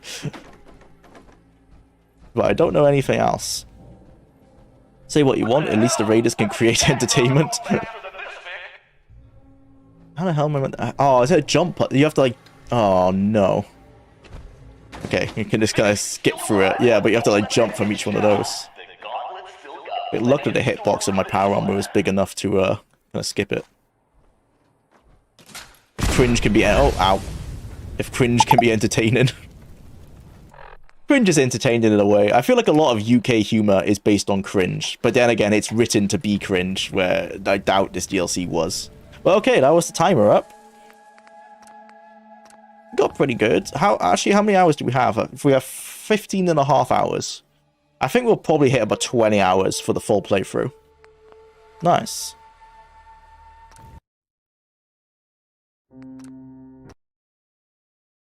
Time for tactics. It might be. It might be indeed. Picking game. Hide. Alright, we got Fallout 2 or Fallout Tactics. What are we gonna get? It is Fallout... Oh, sorry, Tyrannium. It's Fallout 2. Well, I don't make the choices, unfortunately. Right, Fallout 2... I can't even remember what we were doing.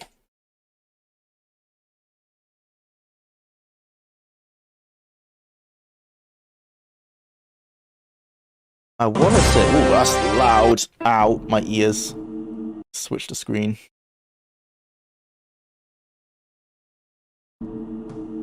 War never changed. Turn that... Oh no, once the game's loaded now, should be fine. Okay, this broken... Ah, right, yes. Okay, we're gonna go fix the mine, because we want to get Marcus as a companion, I remember. Right, I just need to switch out so I can get this timer started. There you go, hour and a half. Goes down Fallout 4. Serious contenders for the best Fallout, all number 2. It definitely is. I currently still prefer 1, but I've not given Fallout 2 a fair shake. Well, I've not played it as much as Fallout 1.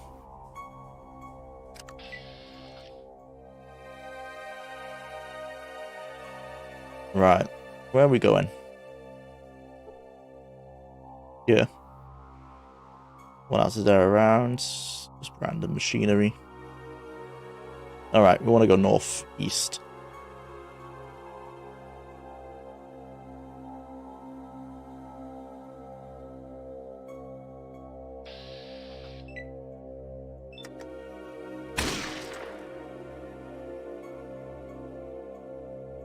Don't even want to waste the ammo on these guys, to be honest.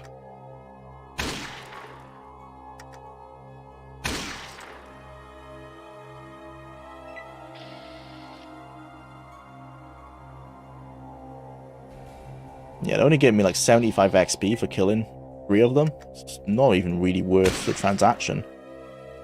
Should I just run past them, actually? How much ammo do I have? I've got quite a bit. No, it's okay. How would you guys feel about Fallout 1 and 2 remake, remaster? Depends how they do it. If it's just a remaster where they take this and spend some time to make HD textures, but so the gameplay completely remains the same, but it's just a HD version of this, kind of like I've already run a HD mod as it is. But take this and maybe just up-res everything so it's not pixelated. Don't use an AI upscaler because that generally has horrendous results. I would be fine with that, honestly. Even if they... a console port, I think, would be nice for console players as well. I don't know how you'd get this to work in for consoles. But there's probably ways they could get around it. Worst case scenario, you just have a system where you move the... you assign buttons to the certain icons, and you have the mouse icon move using the analog stick. I've seen some ports of older games use that. It's not ideal, but even if they just did a basic thing like that, I'd be fine. In terms of a remake and that, like, making it maybe 3D, not so much on board, just because I don't know actually how you translate these games to 3D.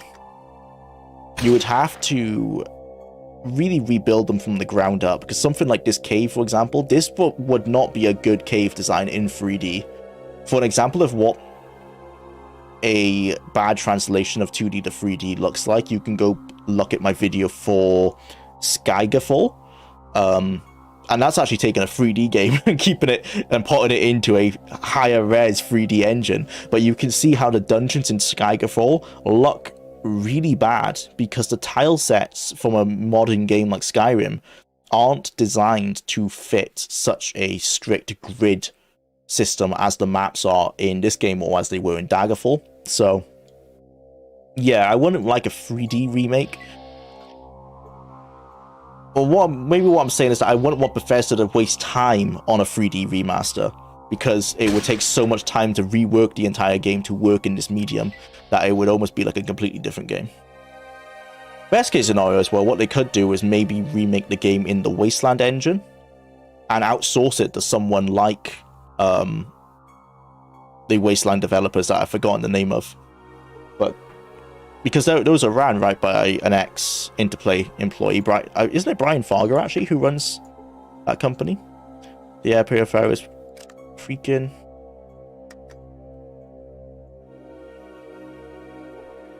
Cannot repair that. I need to put this in it.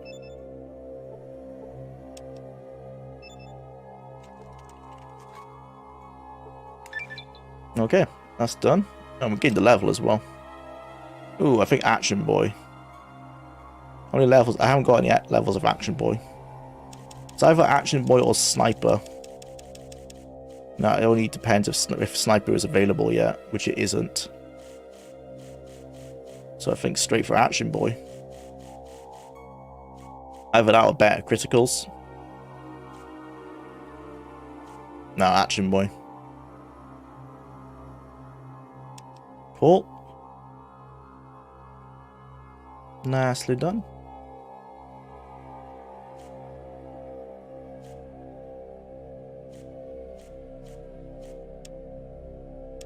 Oh no, we can get science from books. Let's do gambling. For money. We already have 10 luck. Oh, do I need to do... No, we're keeping with small guns, aren't we? Just bump that up a little bit.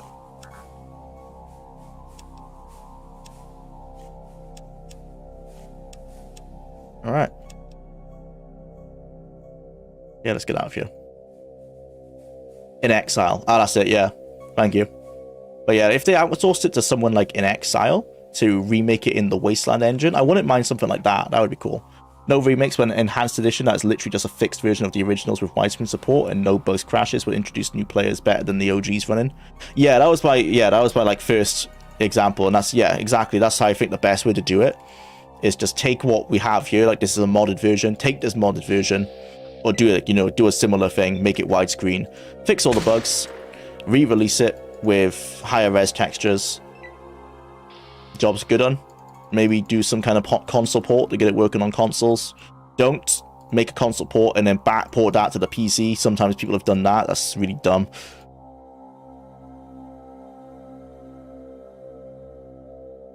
I would like a remake for one reason. All the games can eventually have a hard time working on new hardware. Yeah, that's a good reason, yeah. I wouldn't want them to be lost, but besides that, there's just mods people are making. Exactly, yeah. Just update the launcher, essentially, so that the game can be ran on modern versions of Windows.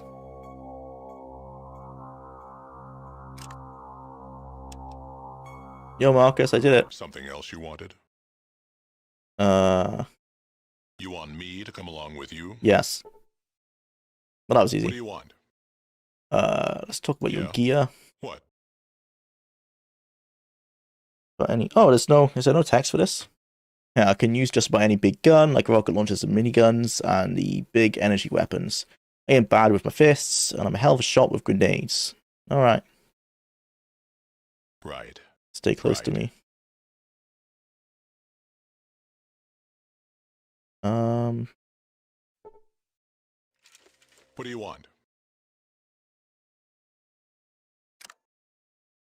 Look at his combat stats. Got a minigun. Not wearing any armor. Can he wear armor? Make him aggressive.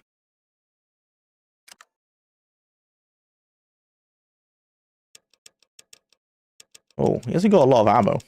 That's not a lot of ammo at all. I wonder if it's like a New Vegas system. No, I know it's not. Never mind. I was going to say, I wonder if it was like a New Vegas system where they continue to use a gun even if they don't have any ammo for it.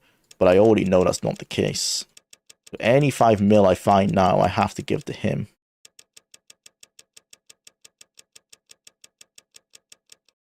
Okay.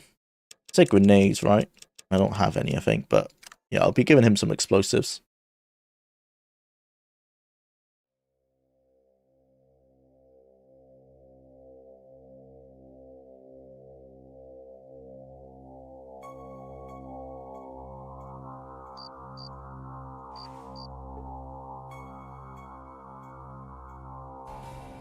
We had another...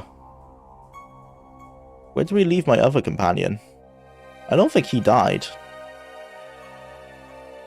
Did I leave him outside of the cave?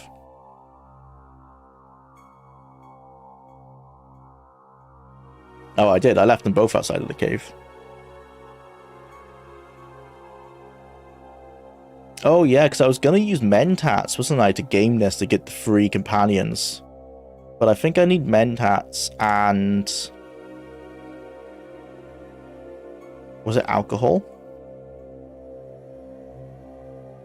Yeah, Mentats and alcohol, maybe.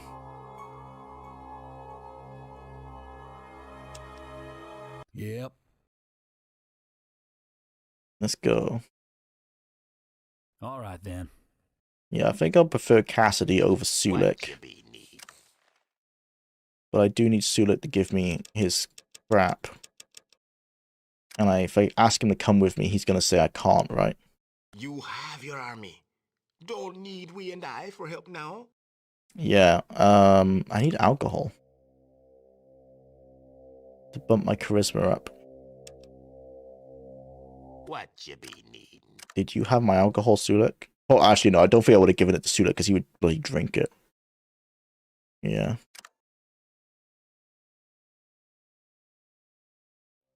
Do you have a Cassidy?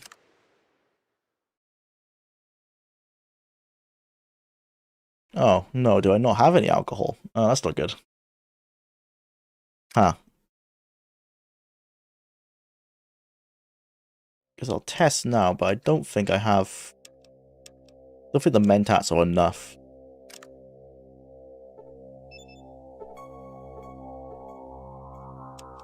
Yeah, I only gained 1 charisma from that, so I have 5. I think I need 6 to get Sulik. Yeah. Oh, but they stack, right? No, I don't have enough mentats, but I think we learned that it stacks. And yeah, I don't have enough. Damn it. Yep.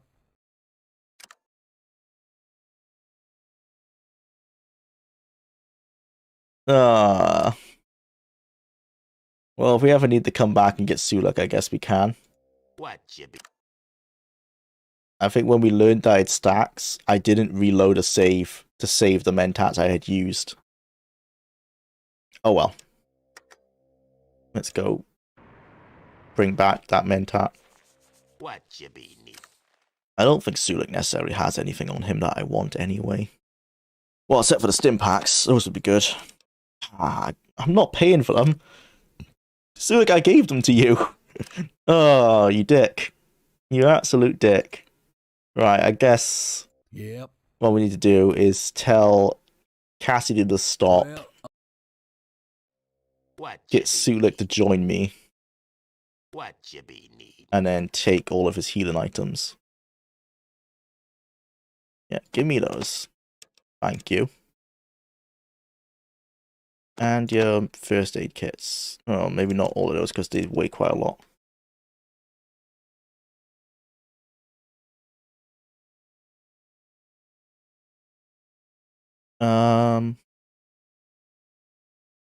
Alright, I think, maybe your armor as well, because I want to see if I can get all Marcus to wear that. Yep, go away. We be here. What's up? Let's go. All right then. Do you have any 5 mil by any chance? No. Damn. It's gonna be a rough one once he runs out of his bullets. Marcus is gonna cost me a ton of money, I can already see it. Maybe getting him a gun other than a minigun might be the way. What did he say he was good at, actually? What? Any big gun. Bugger. Alright, yeah, he's just gonna cost me a lot of money. Oh well. He's good for it.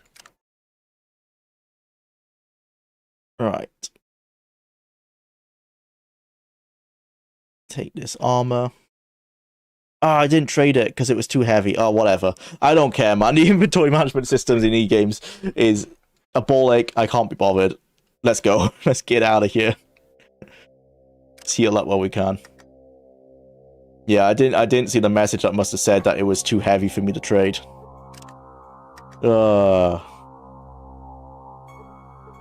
Playing Fallout 2 now, but the ghouls in Gecko turn hostile when I recruit Lenny the ghoul as a follower.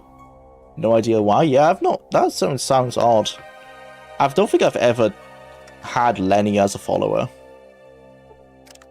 But it seems weird that that would happen.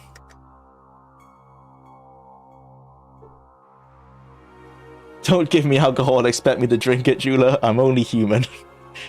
Sorry, Mr. Anderson. But yeah, Sulak's problem was I dumped like 10 jet on him just to carry, and then he used them all. Not only that, he became an addict as well. And he had the goal to complain when I didn't give him any more jet. Lesson learned on that one. Monkless can use plasma rifles for when you get them. Nice. Yeah, I'll keep an eye out for those.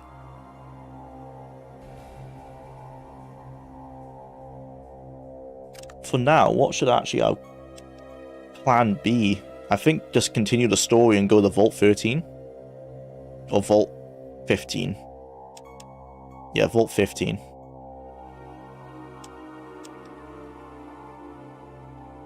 Right. Actually, let's just check the trunk of my car. See if I don't have any 5 mil for all Marcus. I've got a sniper rifle. And a Tommy gun.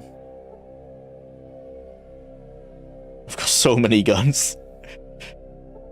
Ooh, H&K cores. Yeah, we got a ton of microfusion cells. I thought those all powering the car. But they'll be good ammo for Marcus. Once he has a plasma rifle.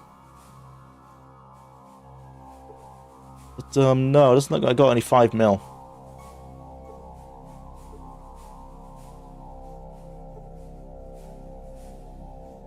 Any grenades?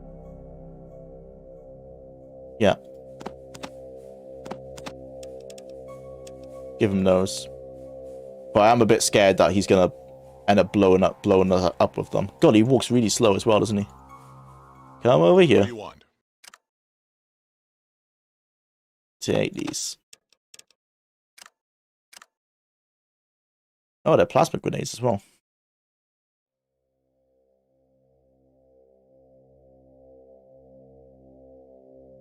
Sulek doesn't let his dreams remain dreams. When he's handed a crater jet, there's only one thing left to do, zoom zoom. I mean, I can't blame the man, to be fair.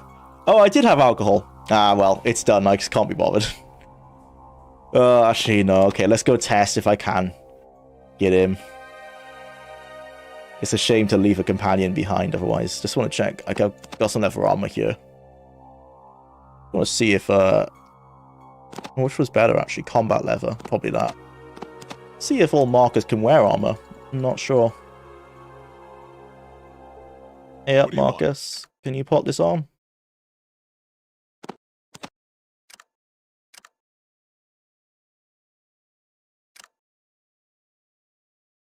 Use best armor? Nah. I'll try. I like to imagine he really tried to get that on, but it was not going to work. Good attempt, buddy. Right, okay. Let's just save here and test what happens to our... We need 6 charisma. We currently have 4. If we drink the rot gut, it gives us just 2 perception. Okay, it doesn't affect... Yep, alright, that's fine. The rot gut, it just reduces our perception. It doesn't give us charisma. Alright. So that's not going to work. Never mind, we can always come back for all Sulek if we need to. Don't think we need him, though. I think we've progressed past him now. Let's go.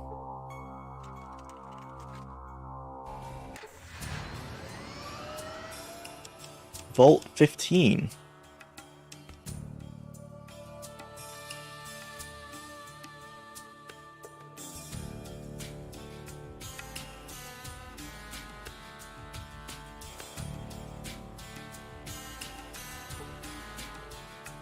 Alright, swarm of mantises. No.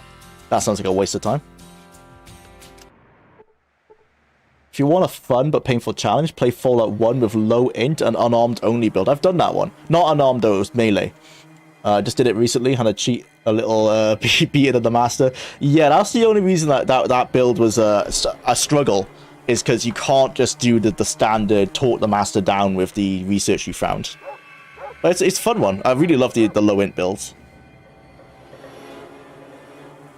Especially because they are like an extra hard mode for people who've played the games before. The only way you can really...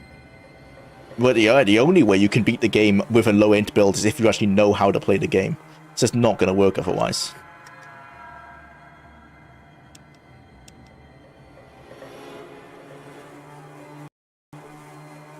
Hey, buddy. My name's Zeke, stranger. I'm sorry, but I don't have the time to talk to you, and I don't think there's anything in this town anyway. Should move on. No, I need to ask. Well, I think you'll find that we're all out of answers. No. I'm not gonna murder Hobo, because there's karma in this game. Gotta remember there's karma. But, not liking the disrespect, mister.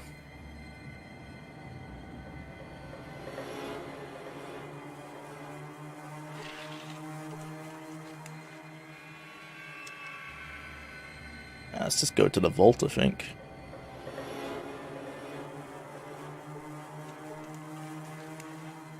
I just know there is a charisma-based way of playing, getting through this quest, where you don't have to necessarily kill all the raiders on the inside of the vault. I just can't quite remember how to do that.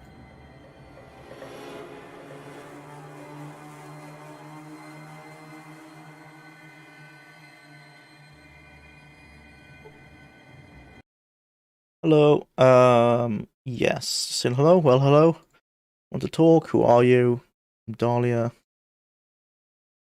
I like the fresh air. Look like you're guarding that trail.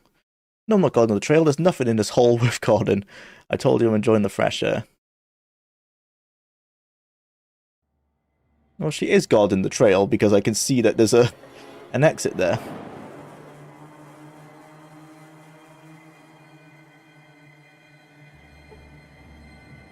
I mean, there's 2 screens for Vault 15, I thought. Yeah. Oh, she is guarding the trail. How do I get her out of there? I don't remember everyone being so hostile to me. But it must be a... Well, it must be a friendly person. I'm Rebecca. Can we talk privately? Sure. Thanks. Go to my tent. Cool. I have some questions. What do you want to know? I'm looking for Vault 13. I'm sorry, I have no idea. Yeah, alright. Going on around here. We call this place the Squat because it was settled by the homeless of many cities. It's not much, but it's all we have. To the west is the NCR. Yep. Keep sending people here to try and talk us out of our home, but they don't understand that we have nowhere else to go. We don't have the skills necessary to survive on our own if we leave here. What is that they want so badly? Well, there's a vault here. I think it's vault number 15. That's where they're from. They want to loot it for any of the old technology that may still be here. I knew there had to be something here other than the waste of flesh and habitats. Okay, that explains a lot. You've been very helpful. What do you want to know? Who's in charge? That would be Ziki. Yeah, okay. Tell me about the vault. Well, we're not supposed to talk about it, but since I need your help, the vault is being repaired by Darian. He's our benefactor. When it's fully functional, we're all supposed to move in, where we'll be safe from raiders, slavers and such. So far, he has water and food systems up, but that's about it. Okay. You know, it's kind of funny that they managed to get something that complex fixed, but not the lights. The damn place is lit by torches. Anyway, Darian doesn't want anyone to know what's going on with the vault. I wonder if I can offer to repair it for them. He's afraid that someone will take it away from us, so we're told to drive off anyone. Okay, I need to know more. Tell me about Darian. There's not much to say, really. Darian keeps to himself and never leaves the vault. If he has anything to say, he says it through Ziki. I've only met him once, and he seemed like a nice guy. This guy's finished last. I wonder what he's up to. What do you want to know? Thanks, Rebecca. I have a daughter named Chrissy, who's a bit of a tomboy. She likes to run around, explore, and pretty much stick her nose into things. Chrissy's a good kid, though. She doesn't get into trouble. She's always come home. And she's shown herself to be very reasonable, responsible young lady. I like to do as she pleases most of the time. Last week, Chrissy didn't come home. I've asked around and nobody's seen or heard from her. I tried to find myself, but Ziki, he's sort of the mayor here and stopped me. He said it wasn't safe for me to go out looking on my own. He'd have some of his men do it, but they couldn't find her. Eva, and said that maybe the slavers got her. Can't explain why, but I don't believe the slavers took her. Alright. Yeah, I'll look into it. Thank you. I saw their shadows on the tent wall. Oh, right. Yeah, I never pay you for this. Hey, there's someone listening to us. They must have heard. Well, Marcus, why didn't you do anything about them? You were right there, bro. That's gonna be Ziki or this lady. What's up, Ziki? Hello again. Don't have any answers. Okay, not him then. Maybe this lady. You see someone by here in a hurry? See people go by here every day. I don't really pay much attention. Look, a young girl's life is at stake here. The daughter of a worried mother. Can you please help me out? I don't give a rat's ass. A rad rat's ass, I'm sorry. I'm just a gun who was hired to stand here and guard the trail. Other than that, I don't know what's going on around here. I had a daughter once, though, and yeah, some guy went by here. I let him through. Alright. Bye. Simple enough. Yeah, it was a guy we're looking for. Well, this looks like a guy. I should shoot you dead, but I'm kind of curious about what could possibly have to say to me. I'm looking for a missing girl. Sorry, took the wrong trail. Up yours and have a bullet breakfast. I'm looking for an eavesdropper. Oh, let's say missing girl. You mean the one locked up in the back that we've been having... Oh, fuck. I've been having fun with? No, I haven't seen here. Okay, well, I don't want to talk them down anymore. I'll be going. Yeah, hand over the girl and we can all leave here alive. Why the hell should I do that? It's good for your eternal soul. Because I'm the worst thing that could ever fear happening to you. Because if we fight, one of us will die. I don't want to die any more than you do. I feel like he's just going to think he can kill it, yeah. Sounds like a challenge. Ah, well. Well, it's not necessarily me that's the big problem. It's this big-ass motherfucker over here. You got some balls on you to think you could have taken that guy. I'll give him that. The eyes.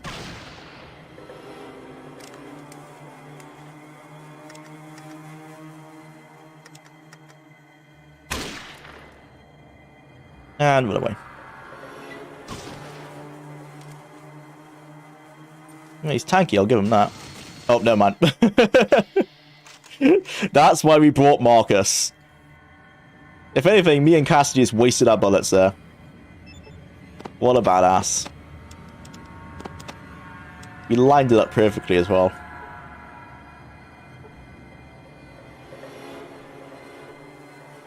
Oh, we don't have the room to carry any of that loot anymore. We've got so much stuff in the car.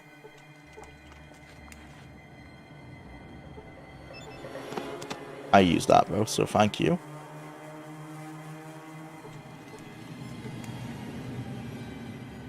Ooh, got some booze. I want to test if it does work for charisma.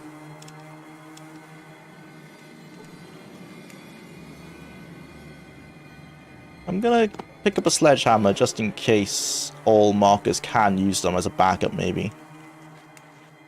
Ideally, like maybe a power fist or something would be better for him. Yeah, you take that for now.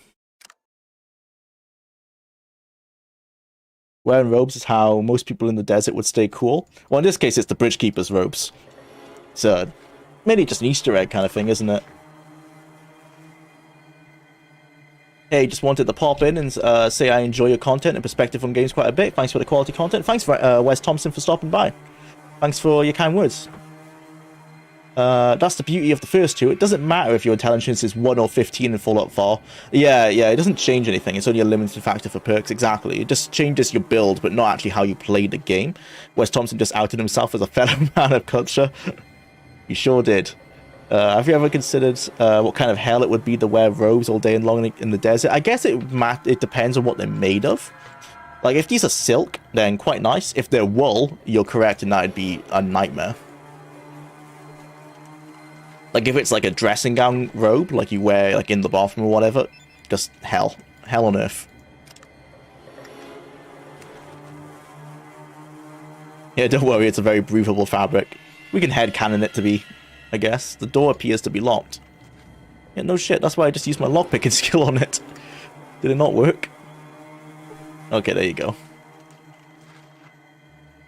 Robes specifically made for deserts are made differently from different materials. Yeah, I think they're mainly made of silk. Or like a synthetic polymer that reacts like silk. If you were here to try and... Oh, we're not. You're going to wear your balls as a bow tie, get it? I'd like to know who you are and what... I already know. Bow tie. I get the picture, please don't hurt me. Well, I know who she is. In a nutshell, my name's Chrissy, I'm from the squat. Yeah, I'm here to save you.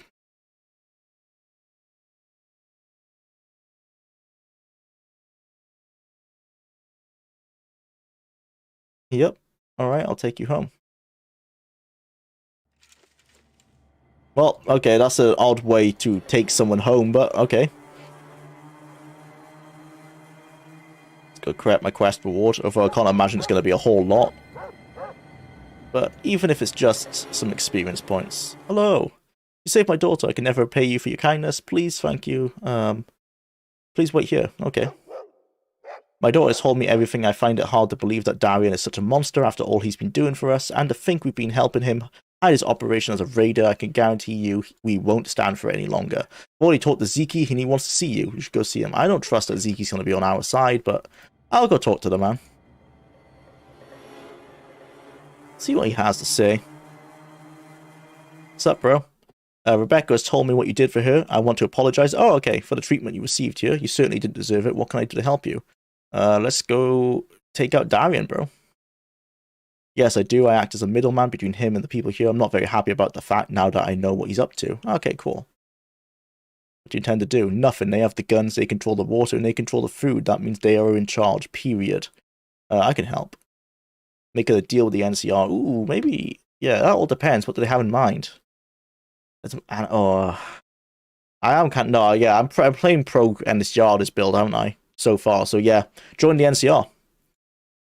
Not bad, I like it. You've got yourself a deal if you can get the NCR to agree for it. But look, someone has to take care of Darian and his cronies. Should be done now before they realize what's happened. Yeah, you're right.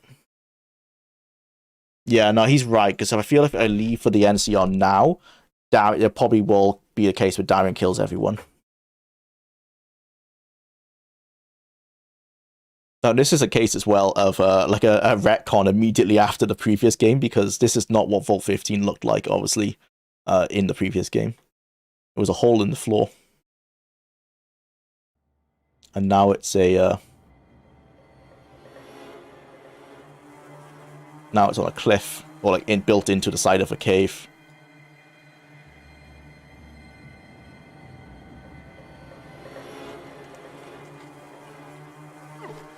Oh, fuck.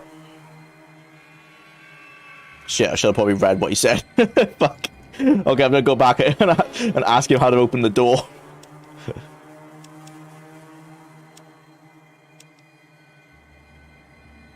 Yo, bro, so I'm a bit of an idiot and I didn't read your dialogue.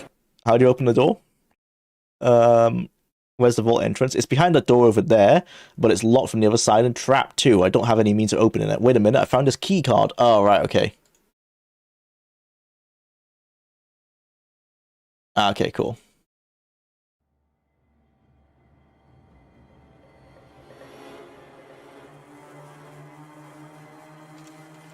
Use the key card. Oh, no, no, no, no.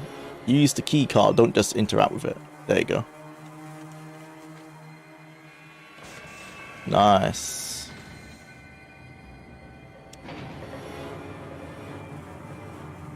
Hi all, I'm playing Begin Again Tales of the Two Wasteland mod list. It's a blast. Nice, Fifi. Welcome to the stream.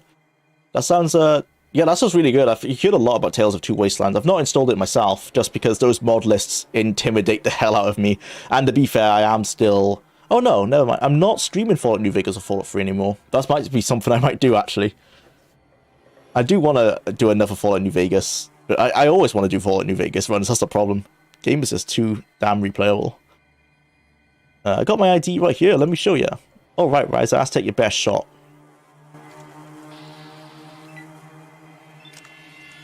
Oh fuck. Cassidy, you might want to get out of the way of old Marcus right there. Because he's not... Oh, well, never mind. I just killed her instead. But you never want to stand in front of this man. Not gonna end well. Oh wow, they're all mentanted up. Damn. Big on their drugs.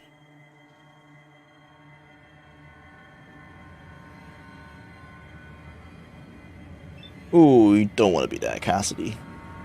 I want to be like right over here, as far out the way as possible.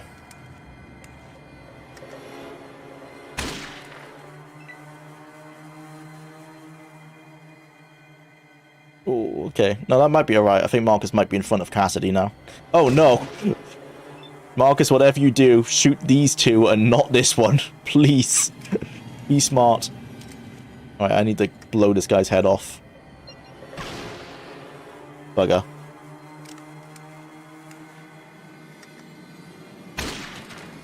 Okay, cool. Yes.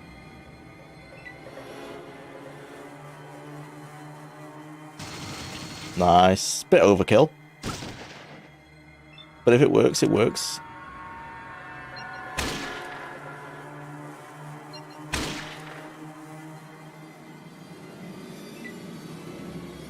Always have to run out the way in case Marcus is... Oh, no. Marcus, no! Why would you do that, bro? Oh my god, he hit me for 29 points. Be smart, man. Don't shoot your bloody employer.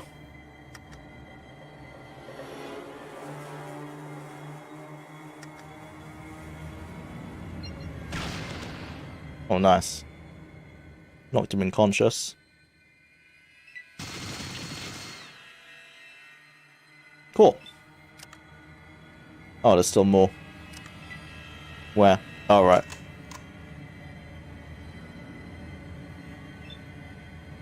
Yeah, I might just let Marcus finish this guy, to be honest. Oh, I am Shit. I have to run over here. Not where you want to be.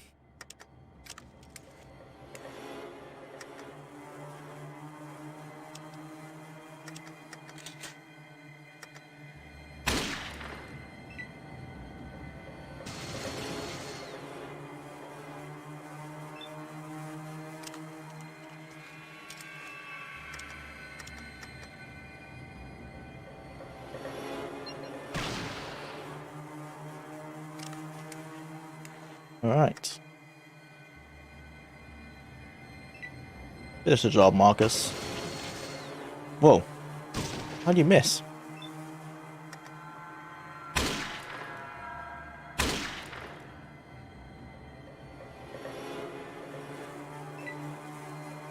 Nope, don't do it. Ah, that's even bro, stop. Bro, please stop.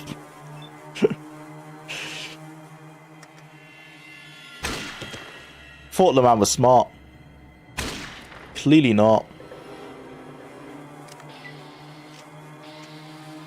Oh, oh dear. Ah, fuck.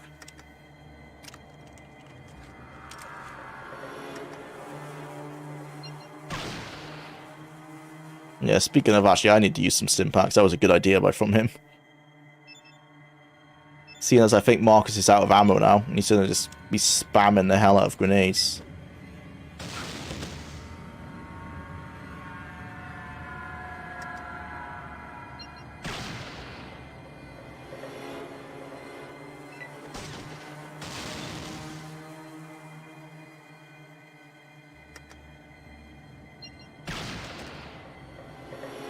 Finally dead. Okay, we've managed to actually glitch the game into being real time. It's like Fallout Tactics now. For some reason, the turn-based system is all playing at the same time. And it's not even showing me how much damage I'm doing. This is a weird glitch. It's literally like we're playing Fallout Tactics. Yeah, well, I guess he's finally dead. Right, Marcus, I'm guessing you're out of ammo, huh, buddy? Yeah, okay. Can you take a SMG? Oh, I thought I did have one. I must have put it in the car. We'll have to give him a small gun. I don't even know if he can equip them. But we don't have any big guns for him at the moment. Cassidy, you've got any SMGs? Yeah. Give me that and some ammo. Oh, is that all you've got? Damn. I know I have a ton more in the car, but let's just give him some guns so he's not throwing grenades around like a madman. What do you want?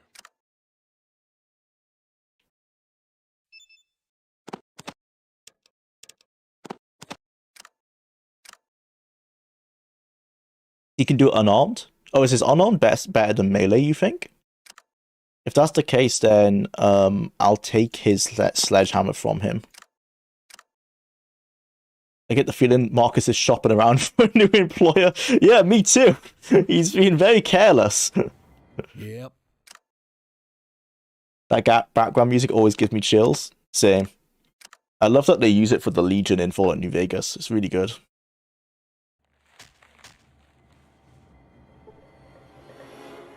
Oh, it's a power fist. Okay. That counts as unarmed, doesn't it? What do you want? Let's give that the old Marcus. I think it's powered from microfusion cells, though, isn't it? Well, I don't have any at the moment, but we can give him some in the car.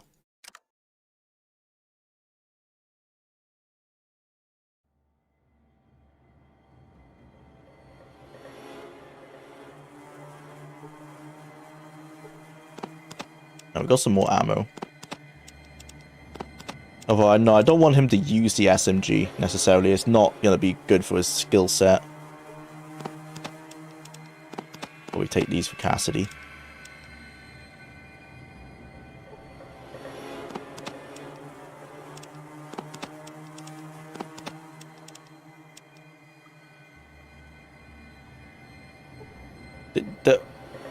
Did that guy stand up?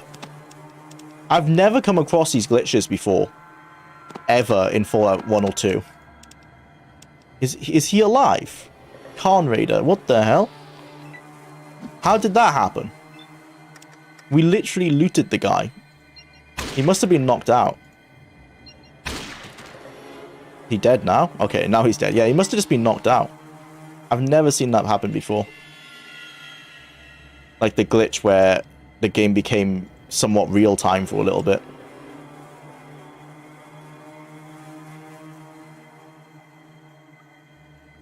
Oh, there's a doctor here. Is that Darian?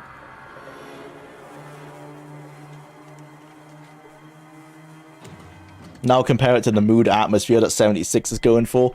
Yeah, the Bethesda atmosphere isn't... Well, no, that's not... I was going to say the Bethesda atmosphere isn't as dire, but that's not true. Fallout 3 is extremely dire. Yeah, it's just 76 is just more of a happy-go-lucky kind of atmosphere, isn't it? Hello, I'm Doc Jones. You could call me Doc. What can I help you with?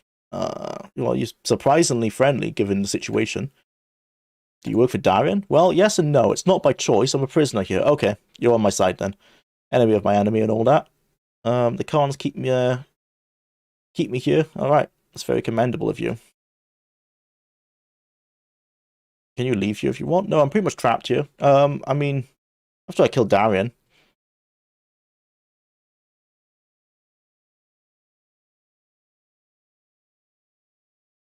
Sorry to hear that. What happens if I say the top thing?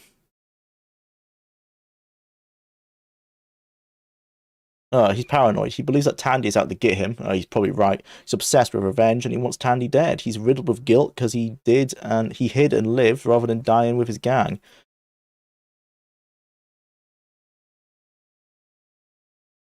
How did you come to be here in the first place? I was kidnapped. I was traveling from Vault City to New Reno from a well-deserved vacation. Went to bed one night and woke up bound and gagged in the next morning. I'm sorry to hear that. Mentioned Darren has a dog. Yeah, he's got a dog. Personally, I think it's the meanest, most vile creature on the face of the... I bet it's a deathclaw. Seems to love Darren, though, so I guess it can't be all that bad. Thanks for the warning. Thanks for the information. Yeah, seems like a nice enough guy. Don't know why he's not running away now. Yeah, can you help? Ah, cool. Heal me up. Thanks, bro. Free healing as well. Just saying hello. Nice one. That was helpful. I was talking to someone in the chat room and they said Fallout 4 and 76 were the best because the wasteland of the previous games were gloomy.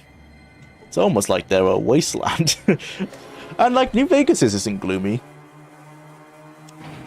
But yeah, Fallout 1 and 2's... I mean, the wasteland is meant to be gloomy. It's just that the locations don't necessarily have to be. In Fallout 1 they are because it's so close to the bombs falling. But Fallout 2, there's happy locations. Vault City looks nice. Just ignore the slavery. NCR's nice. New Reno's really cool. And the same like in New Vegas, there's loads of like cool locations. But yeah, I don't get that mindset. It's like that's like the whole point, right? It's a post-apocalypse. Of course it's gonna be a bit gloomy.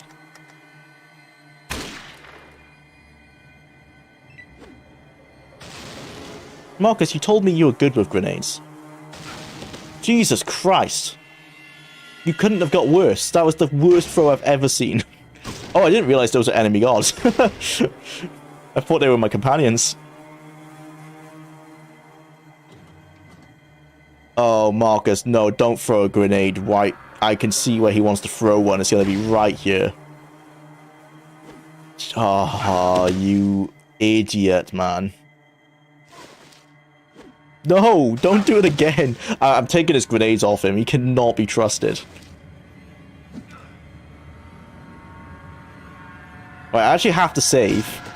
Because there's a chance he's going to kill all three of us. What a lunatic.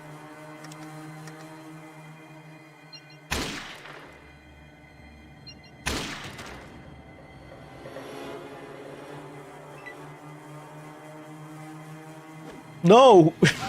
Why would you do it again? This man. I can see why they hate mutants now. I understand. I understand the speciesism. The speciesism. Man's certified idiotic. I can't even say it. Outed myself as an idiot myself. Right. I actually need to run away. Just so he won't blow me up. Marcus is a loose cannon. He plays by his own rules. He sure as hell does. Okay, at least he's on the power. He's using power fist now. Less of a liability. He straight up just was fed up with me. I've had him for one mission. He's already like, I want out. He's trying his hardest to kill me.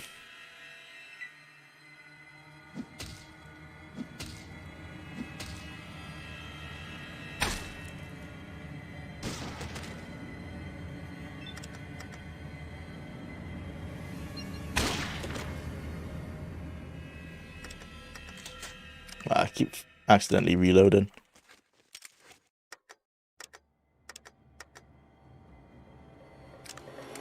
Not enough.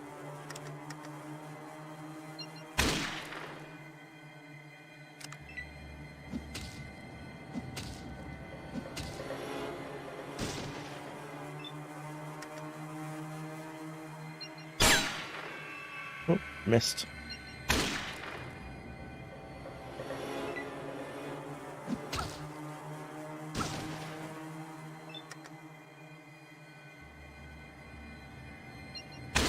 Fuck.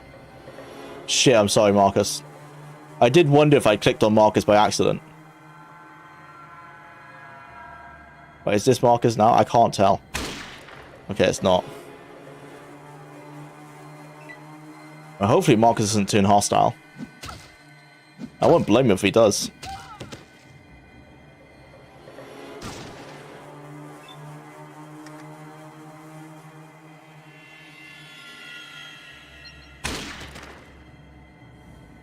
Nice.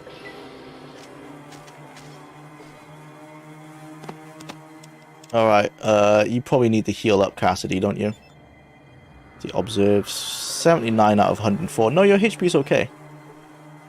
101 out of 65. Yeah, Marcus, you should heal up, actually. What do you want? You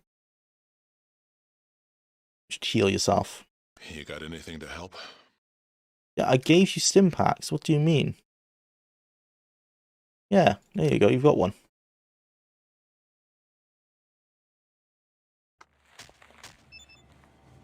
Actually, look at 121. That's a bit better. Oh, is that 5 mil? Yes. Alright. We're back in business.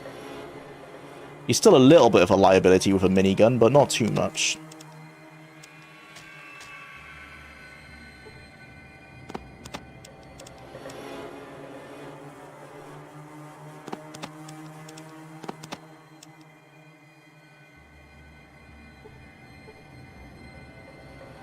Man, this place has a load of sick loot if you're early game.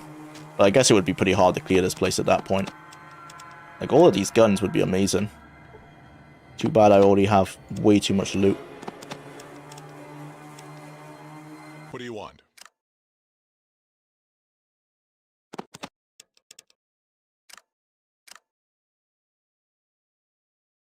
Nice. What's up? You... Jwlar, you can set Marcus's AI and combat control to not aim at you. Oh, in the custom controls is that? Yeah, I'll try that now actually.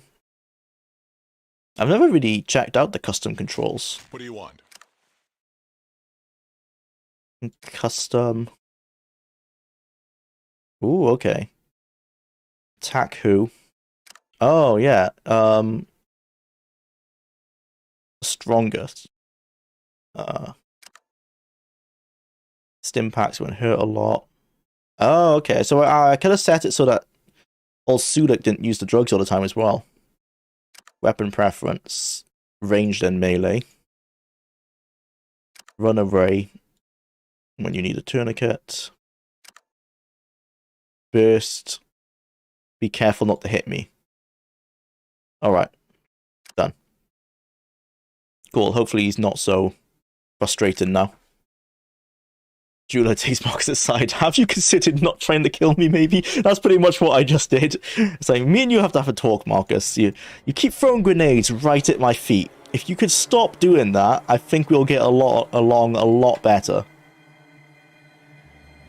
There are other places to throw them.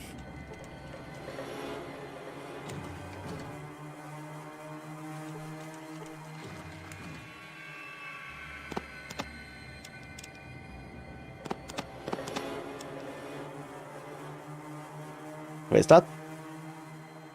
No, this isn't that gun, is it? It doesn't look like it. No, it's just the 223.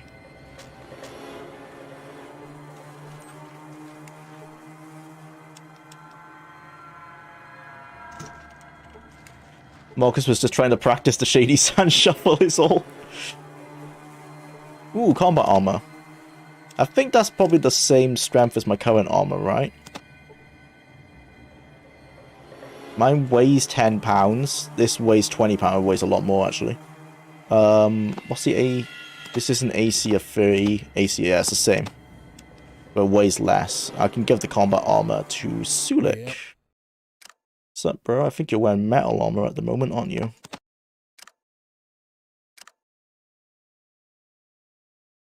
This isn't Sulik, sorry. This is Cassidy. Use best armor. There you go. Cool.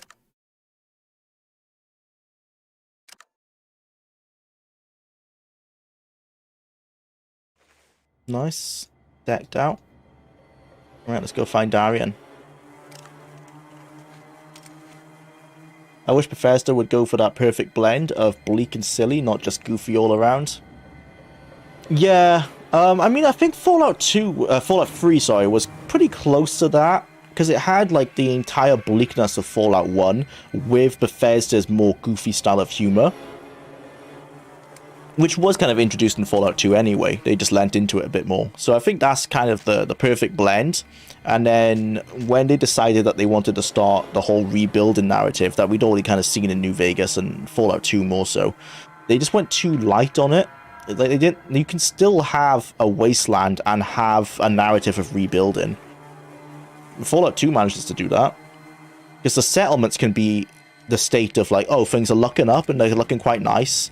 And then the actual wasteland itself and like the vaults and stuff can still look really shit like this. Which one of you is Darian?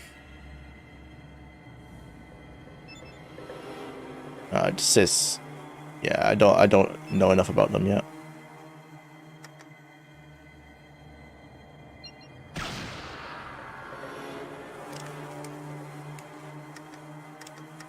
I probably could have talked to him, but nah.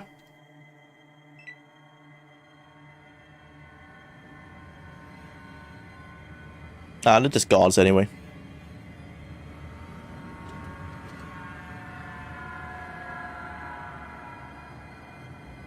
Oh, luckily there's no Overseer's chair. I just wondered if Darian would be in the Overseer's chair, but conveniently doesn't seem to be one. Marcus, you know you can use your gun now, right? That's a thing you can do.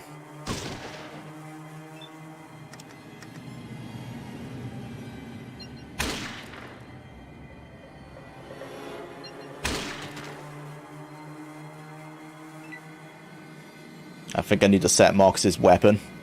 He seems to have completely forgot that he had a minigun on him.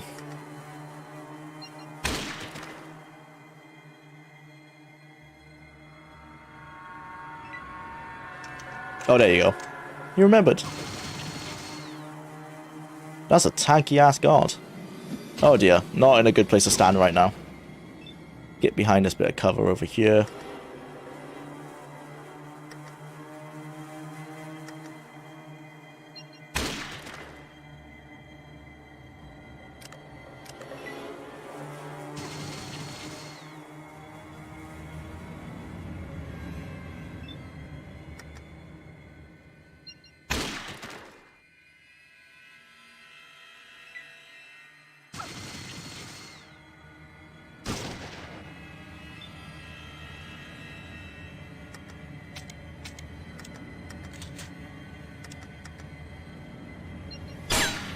Oh. Low chance to hit. Aim for the torso. Don't do it. Marcus! Ah! Oh, luckily he hit me for no damage. It's like he knew. Perfect accuracy.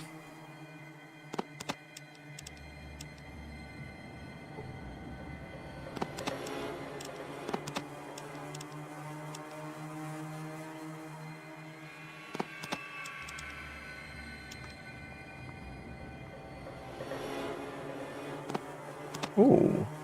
No, I've never seen a P90 before. It uses 10 mil as well. Is that better than my 44 Magnum? So my 44 Magnum does 12 to 18. 12 to 16. Same range? Better range on the... Ooh, I'm going to switch to the P90 then, because it just uses 10 mil. Oh, sick. I've never seen that before.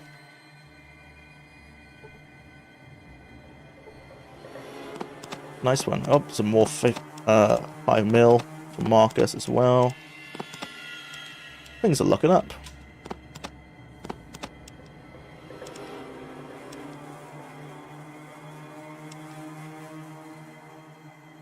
What do you want? Give me some more 10 mil. Thank you. Here's some more 50. Or 5 mil. Oh yeah, give me a caps as well. Why have you got those? Oh, you meant 5 mil? Yeah, oh, yeah, sorry, yeah, I misspoke probably. Yeah, they use 10 mil, but I've got 5 mil for Marcus. What's up? I think you might have some 10 mil as well. Oh no, I gave it over to Marcus.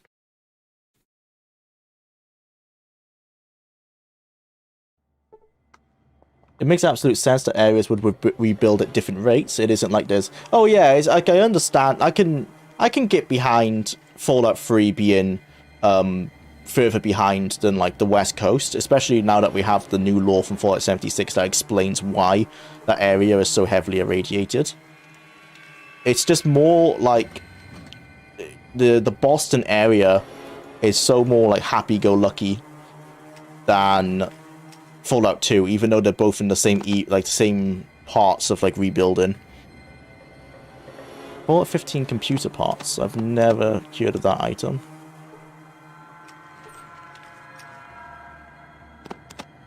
Has anyone asked us for computer parts?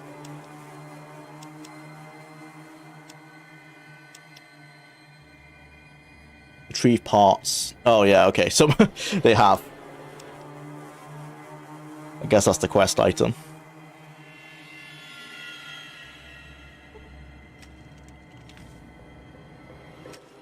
Terminal indicates that all security systems in the vault are offline due to power failure.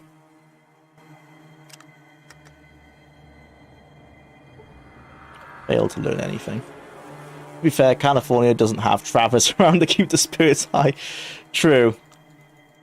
That is true. Travis does such a great job. Such a charismatic guy. You access the computer and quickly scan all the available files. You find the location of Vault 30 and copy it to your Pip-Boy. Nice. I already think I had it, but can't complain about that. Let's go meet some Deathclaws.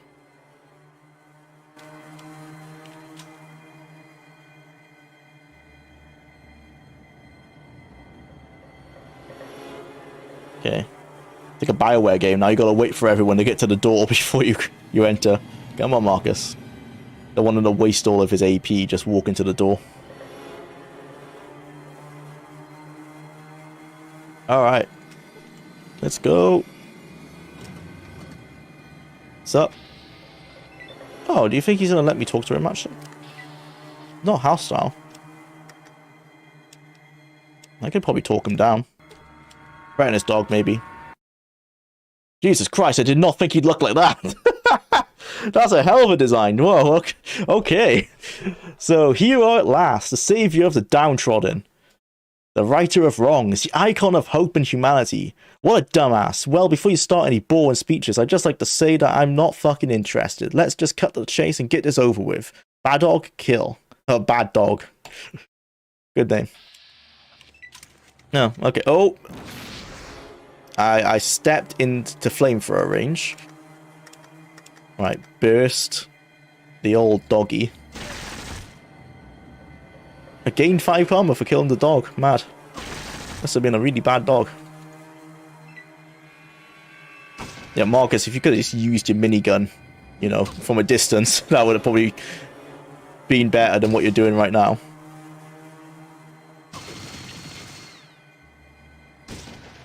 He hit him for 9 points. That was a terrible minigun spray.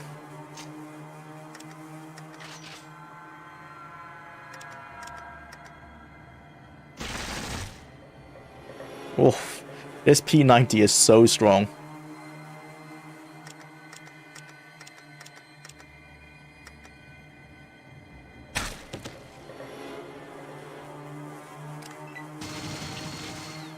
A bit overkill. Oh, you didn't even kill him. How did you shoot a minigun into his head at point blank range? Not even kill the man. There you go, I did it for you.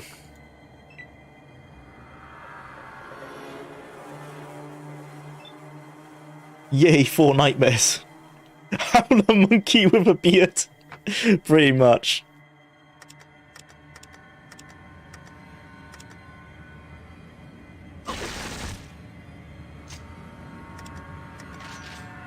Oh, just not quite enough AP for a burst. It's a shame.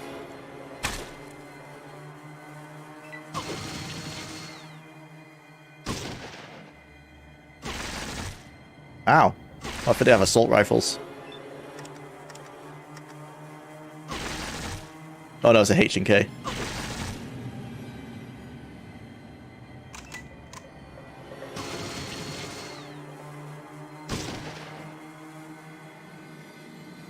These guys are strong.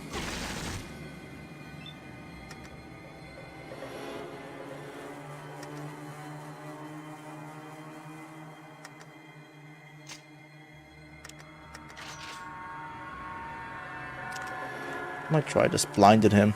Might be a good idea. Yeah, there you go. Ooh, level up. Ah, it's just skill points. I miss having a perk every level. It's one thing I'll agree with Bethesda's decisions on. Maybe not as well balanced. Feels more rewarding though. That's especially a problem in Fallout 1. I always feel like I'm super low. Or like I always feel like you can't get a full build going. Just because you get so few perks for the game.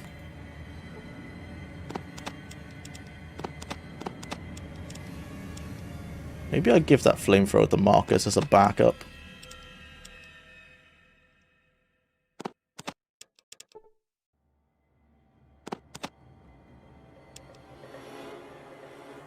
What do you want? What's up, bro? Take this off me. Take the grenades as long as you don't throw them at my feet anymore.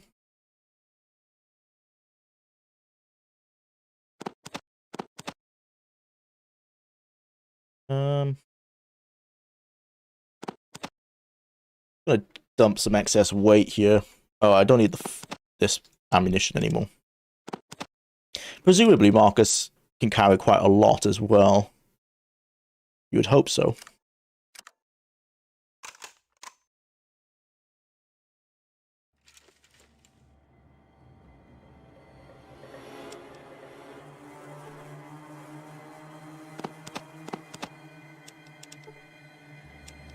What do you want? Take the flamethrower up.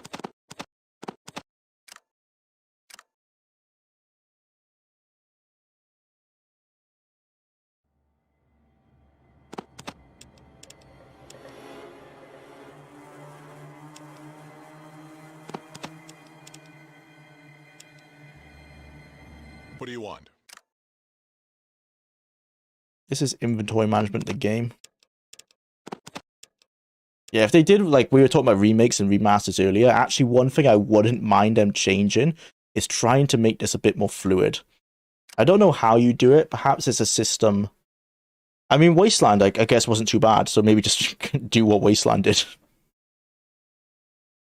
Making the menus more snappy would go a long way, to be honest. You access the computer and quickly scan all available files. Among some personal journal entries, you find several detailed reports on the NCR. It seems there was a spy in their council. You copy the reports to a holodisk. Alright, I think we are done. Let's continue. We've got 23 minutes left. Marcus throwing that series of grenades at you gave you hiccups from laughing. I gave you hiccups from laughing so hard.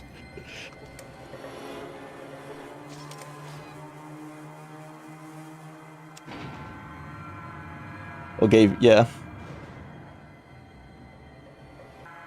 As long as he doesn't do it again, I don't mind. It's because of these streams that made me want to play Fallout 1. In fact, I'm playing right now. Oh, that's awesome, Sir Dingus. I hope you're liking it. I mean, I've said it so many times now, but I just love Fallout 1 for being so concise. It's one of those games that you're almost not too worried about starting a playthrough, because you know it's not going to take that long, realistically, compared to the other games. You've done it, friend. We're no longer under Darian's yoke. Thank you. I'm ready to accept your deal with the NCR now. Just have them send one of their reps by and I'll seal the deal. Sure thing, Zeke.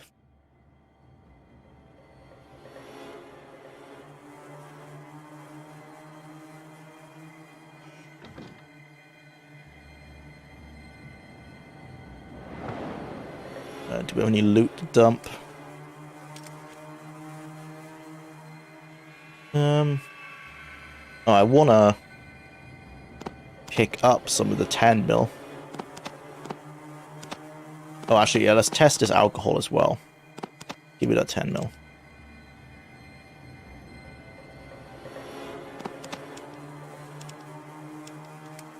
Right. Alcohol test. Do I get charisma from drinking alcohol? I lose 1 perception. I lose 1 perception. No. Okay, that's a new game thing then. Nope. Alright. We gotta find 2 packs of Mentats. I do have 2 packs of Mentats. Let's test that now. Do you gain... Can you stack Mentats? You can stack Mentats. Sorted. Right. Let's load that. After we've done with the NCR, let's go back to where we got Marcus from and pick up Sulik.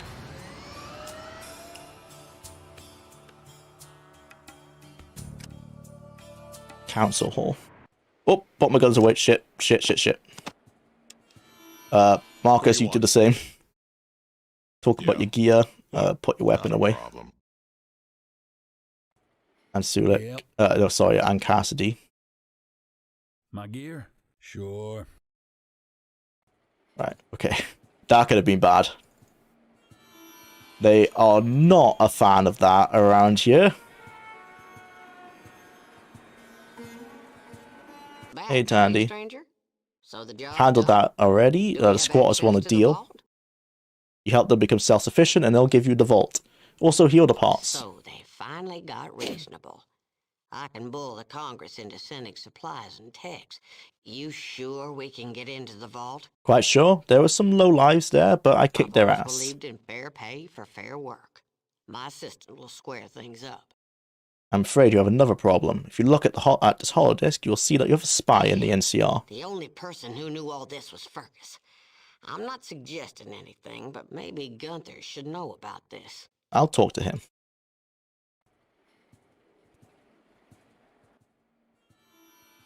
The president said to see you about a reward? Of course, she's just buzzed about it. Reward 6,000.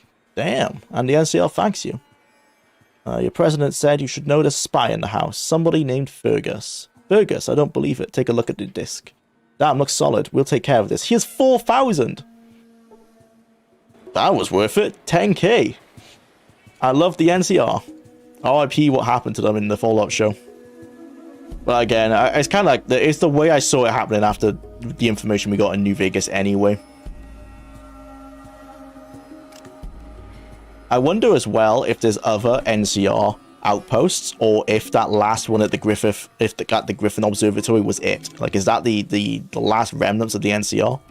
It might have been. I guess it's poetic that the Brotherhood beats them, seeing as the NCR had multiple wars with the Brotherhood and won every one. It's only fair that the Brotherhood should be the ones to finish them off. Deliver the herbologist report to San Fran. Okay, we need to go to Vault 13 now. Oh, I think I need to go back to Ziki maybe and confirm. Oh no, it says done. Complete the deal. Alright.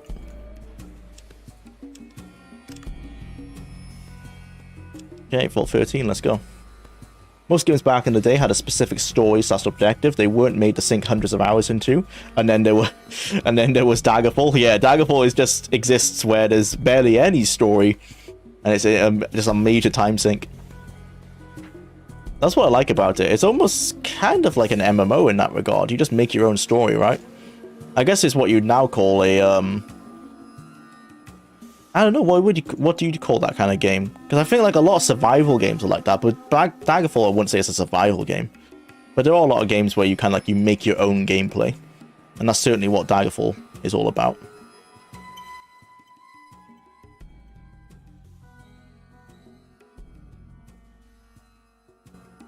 Okay.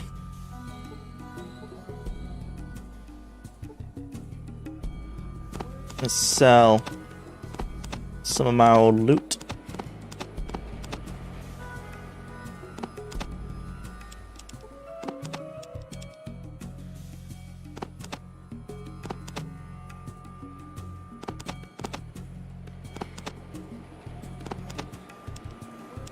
Okay.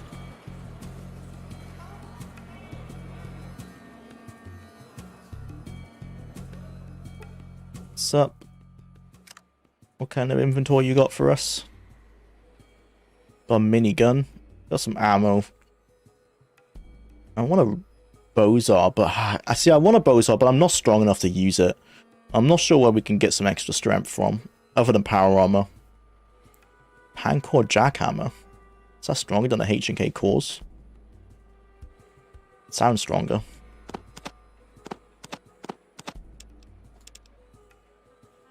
Take his microfusion cells off him. Because they run the car. Actually, is it microfusion cells or small fusion cells? I can't remember. Oh, wow. One grenade is already nearly enough to clear his inventory.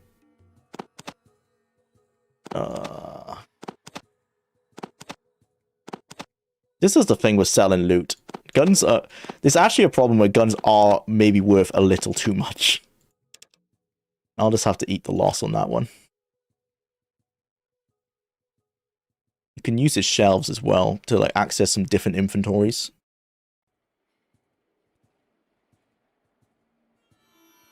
But this one looks mostly the same.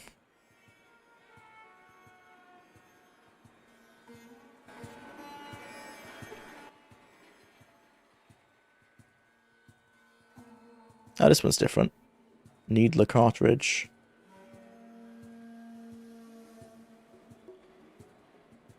Nothing for me, though.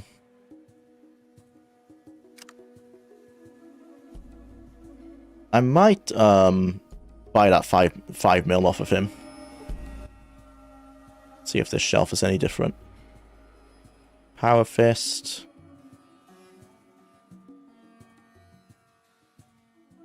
Not really.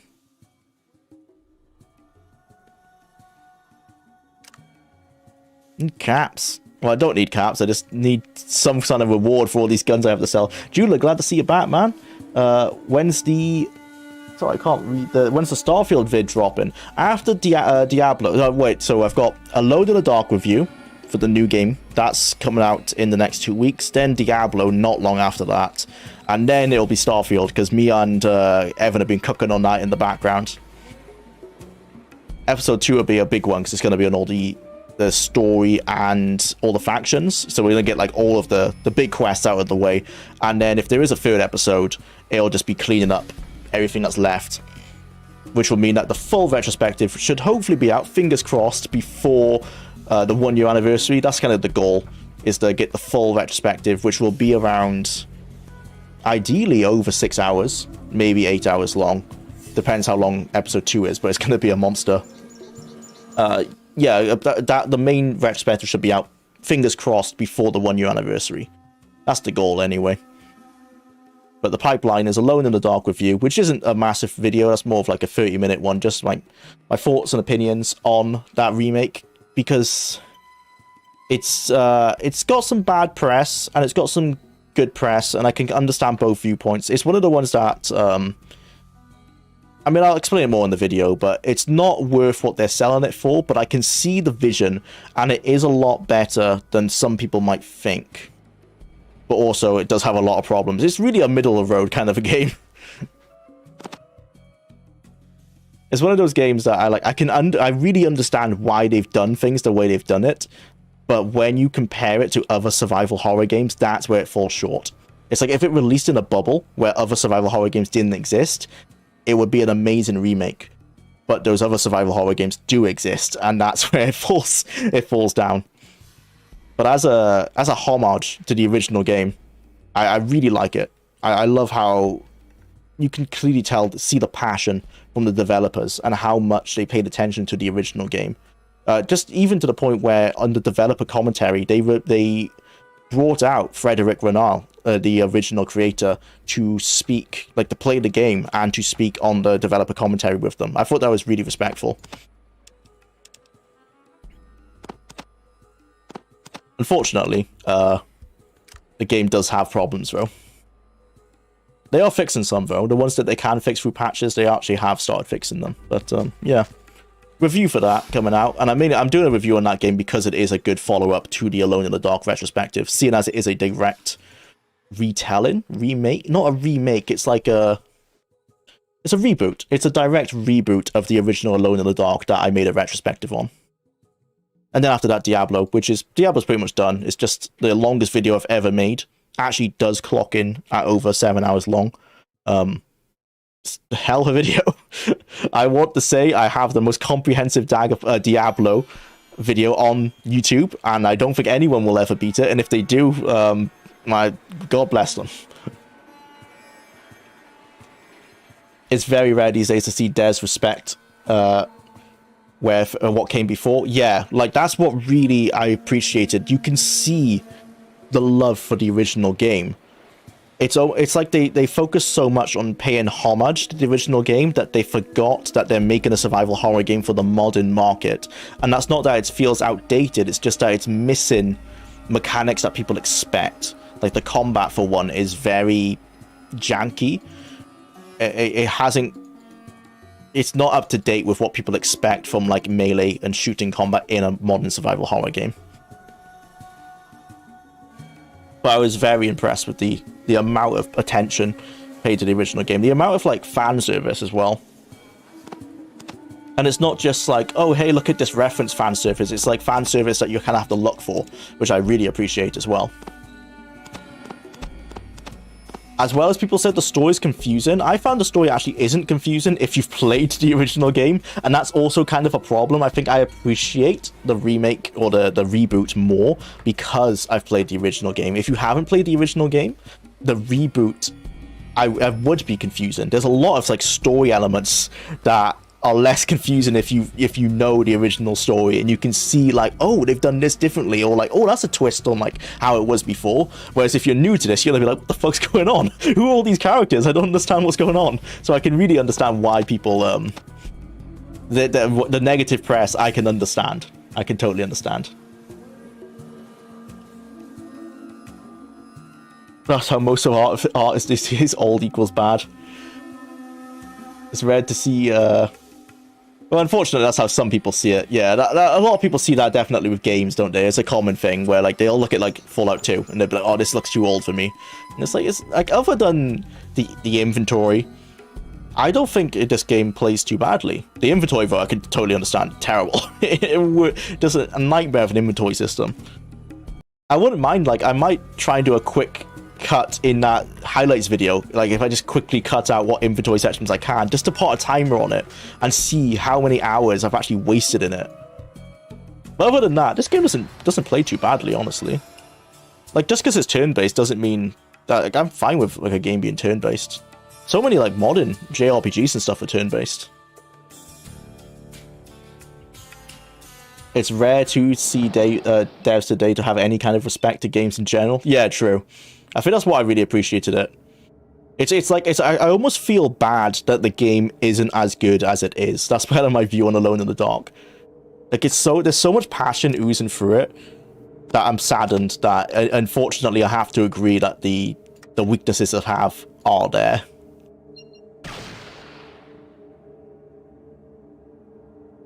And it does mostly just boil down to combat and controls.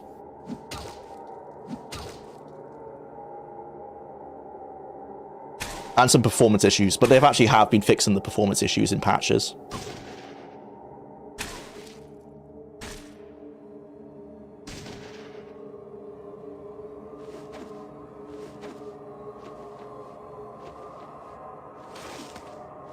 Glad to hear it, look forward to it. Excited about all three.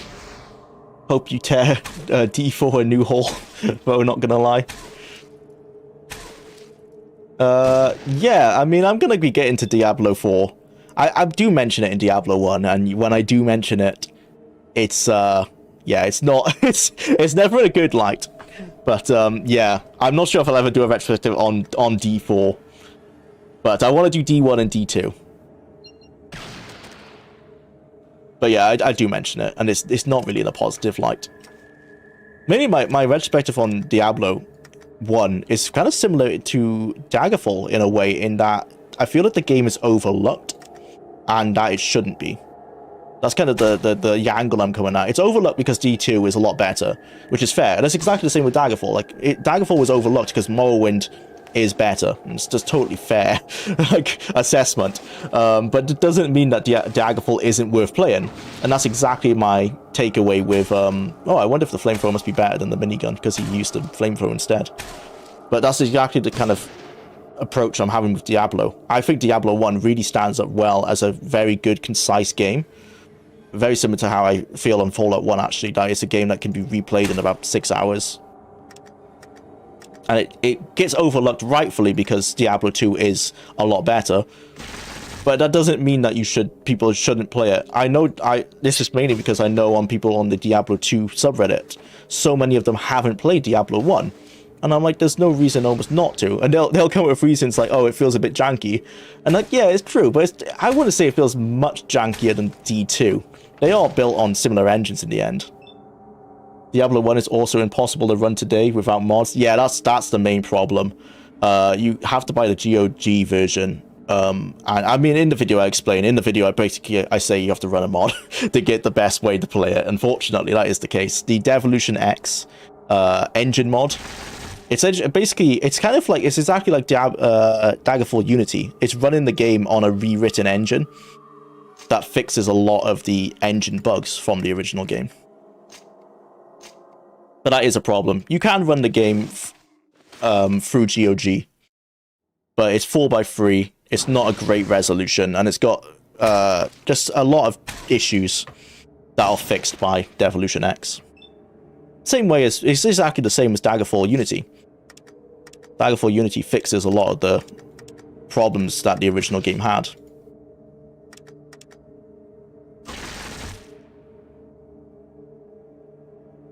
It was kind of stiff, but it was intuitive once you got used to it. I'm glad they kept it. Oh, sorry. I feel like a game's modern slickness has ruined people from going back to older games or even trying alternate indie games. Like the Shadow Colossus remake still had the old control scheme. Yeah, that's kind of the thing. Like that's a valid complaint people had with Alone in the Dark. Like the new one, is that it feels stiff to control. And it feels like Resi Evil 4 to control. Like the original Resi Evil 4. And like, fair enough, like games have progressed since then. But it did feel terrible to me, and I always kind of feel when I'm playing a new game, am I out of touch? Because when I see people say like, oh, it controls like ass, I couldn't play it, and I'm like, it feels fine. Like, am I just that old? Like, I've played, I guess because I've played plenty of old games, that any game that doesn't control like a 1992 horror survival game like the original Alone in the Dark, I'm like, oh, you know, controls pretty well. It has mouse luck. Like, that's still a big thing. So maybe that's the case where, like, maybe I'm a bit out of touch. But to me, I can understand what they're saying. There are some control issues in the game, but it wasn't enough to really hinder my experience with it.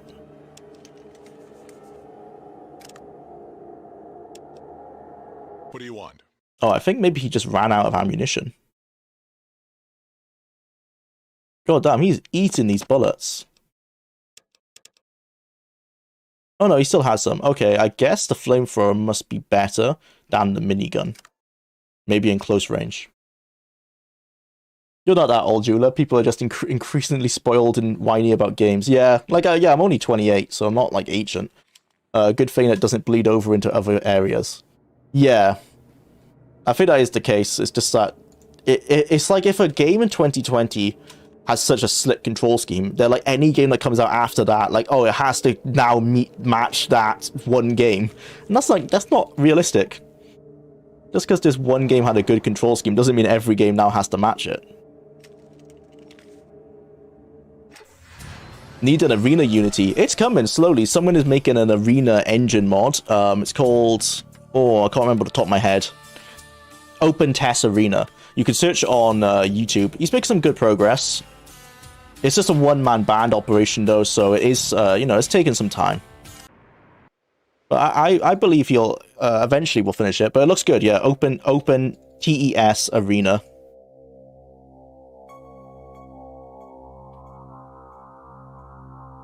The big majority of people have strange complaints about old games. Just tourists anyway. Yeah, pretty much. But that's why I think these videos are important, you know, just to get people motivated to play them. Like, I see how helpful my Daggerfall video was in getting people to try Daggerfall, that it motivates me to make it for, like, other games, where I'm like, if I see a game that's, like, wrongfully overlooked, or I think it's been wrongfully overlooked, I want to make a video to be like, no, you should still, you know, try it out. Ah, what the hell? How the hell did I get addicted?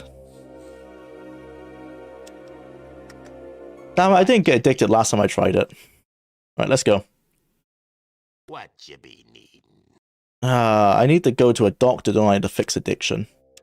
Can I go to Vault 15? Let's go to Vault 15 and see if I can fix the addiction. Open Test Arena is about to have a big update. Yeah, I think I've heard something about that, yeah.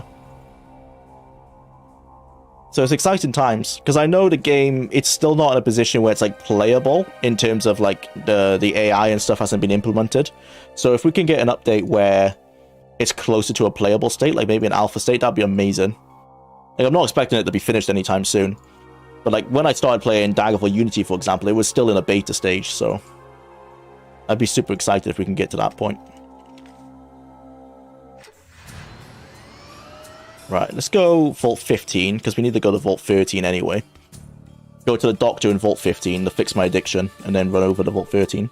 Dude, I'm someone who gave F&V a try in 2024 and got blown away by it, using mod guys, I guess, are those, yeah, to play it, though. Not unused the mod in. Any similar recommendations for Fallen 1 and 2?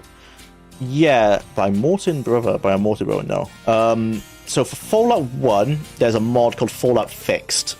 That's pretty much all you need, essentially. It's a mod pack that's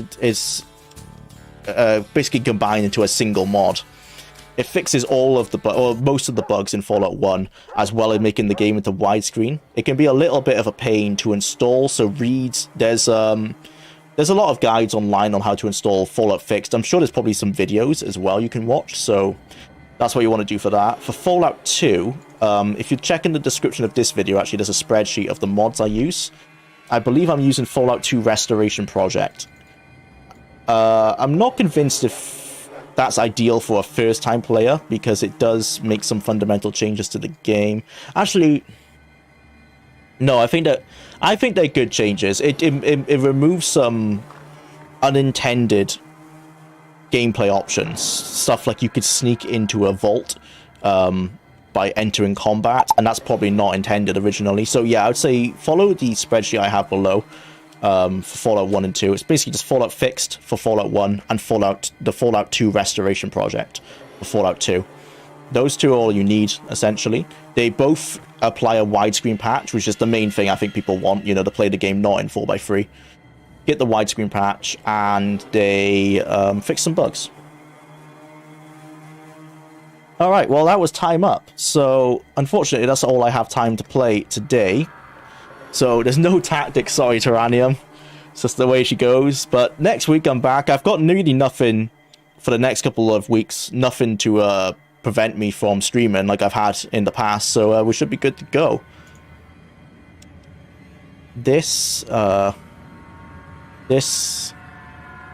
Go Doc Addict. I wanted to ask something. You can go ahead, Code Monster. You can ask a question. You know, I'll stay. I can stay on for another couple of minutes if you got anything to ask.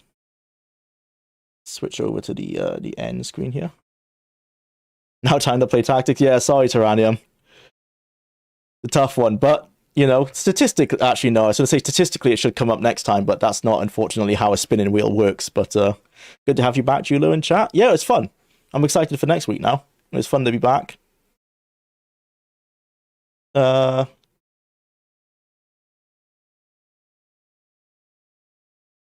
the way, guys, anyone here got one of those retro handheld consoles? They look pretty neat. What I use is a PlayStation Vita. You can pick those up in the UK for about £100. Maybe a bit cheaper if you go for, there was a second model, the PS Vita Slim. I think it's about £80. And you can follow modding guides off YouTube. They're not too complicated to mod it, and then you can have access to RetroRock, which you might have heard of as like an all-in-one emulator. And as long as you know how to use RetroRock, again, there's guides on how to do that as well. You can run loads of retro games. So I have it for mainly Game Boy Advance games, but I've got some DS games, some SNES games, some Sega Genesis games, as well as if you hack your PS Vita, you can use PSP games. You can play PS1 games, which are really good. And a bit dubious on this one, but there's I mean, morally, maybe not okay, but also I guess it is because there's a backdoor. Essentially, there's a backdoor into the PlayStation Store, and you could download all of the Vita games for free, which is morally questionable. It is piracy, but also PlayStation killed support to the Vita in like 3 years, and you can't access the PlayStation Store on the Vita now anyway. So this is the only way to get it. So yeah. PS Vita is really good. You can hack into the back end. The PlayStation Store, you know, I was playing that when I was traveling. Downloaded the Ratchet & Clank trilogy remake or remaster. Really terrible frame rate on PS Vita actually, but it was fun. It was really good for the plane flight. What did people think when they said game engine back 15 years ago? Like, I have seen forum posts and they treat it like graphics cards. I mean, an engine is, I think it's not really changed in the definition. If you mean the general popular consensus, I can't really say, to be honest. I know Tim Kaine, he wrote his own engines and he has called them engines in his videos.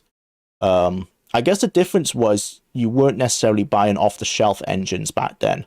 The first big one was renderware, which was for the PS2 era. A lot of games on PS2 were run on renderware, actually, the entire GTA series, as well as if you think of a game on PS2, there's a good chance that it was ran on renderware, which was a off-the-shelf engine. Now, of course, you have Unity and Unreal and Godot. I think that's the main difference, is that people aren't necessarily writing their own engines now, because there's no reason. So, yeah. I think that's the main difference. And what the popular consensus was, yeah, they probably treated it like a new graphics card because it was, a new engine was always a new update, right? It's like kind of going from Unreal 3 and 4 to Unreal 5 that we have now.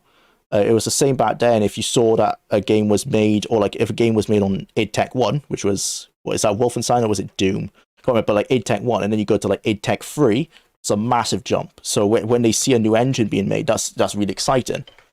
And I guess that excitement is still kind of there now, but not really, because the jumps from Unreal 4 to Unreal 5 aren't huge.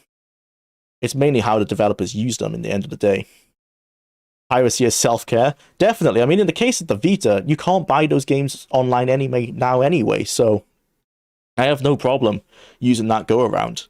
If I want to buy a game on the Vita, I have to go on eBay and spend a stupid amount for a collector's edition, so I'd rather, you know, download it.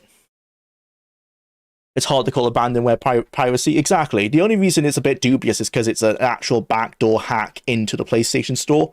I mean, but that's the kind of thing that Sony could, if they wanted to, I'm sure they could close that hack, they could close that patch, or they could patch the Vita, I mean, to close that loophole.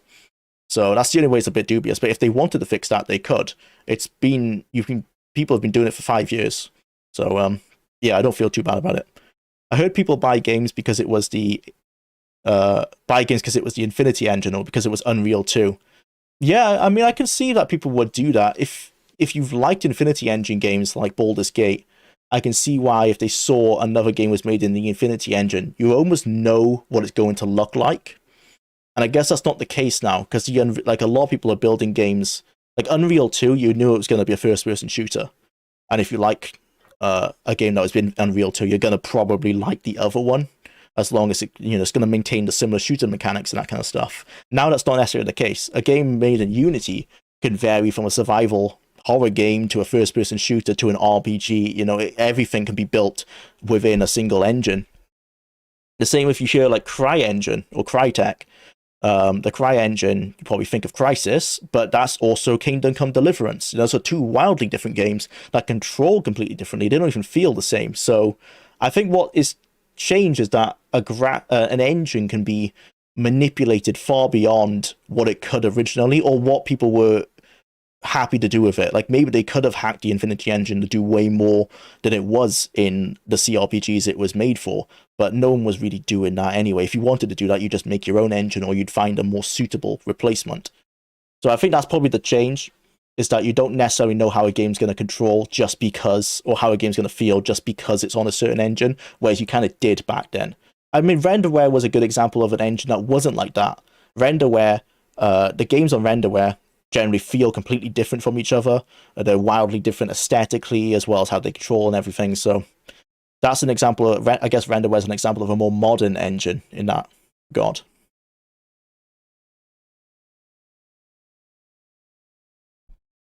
But yeah, thanks, guy. Thanks for all the streams. Thanks for being here.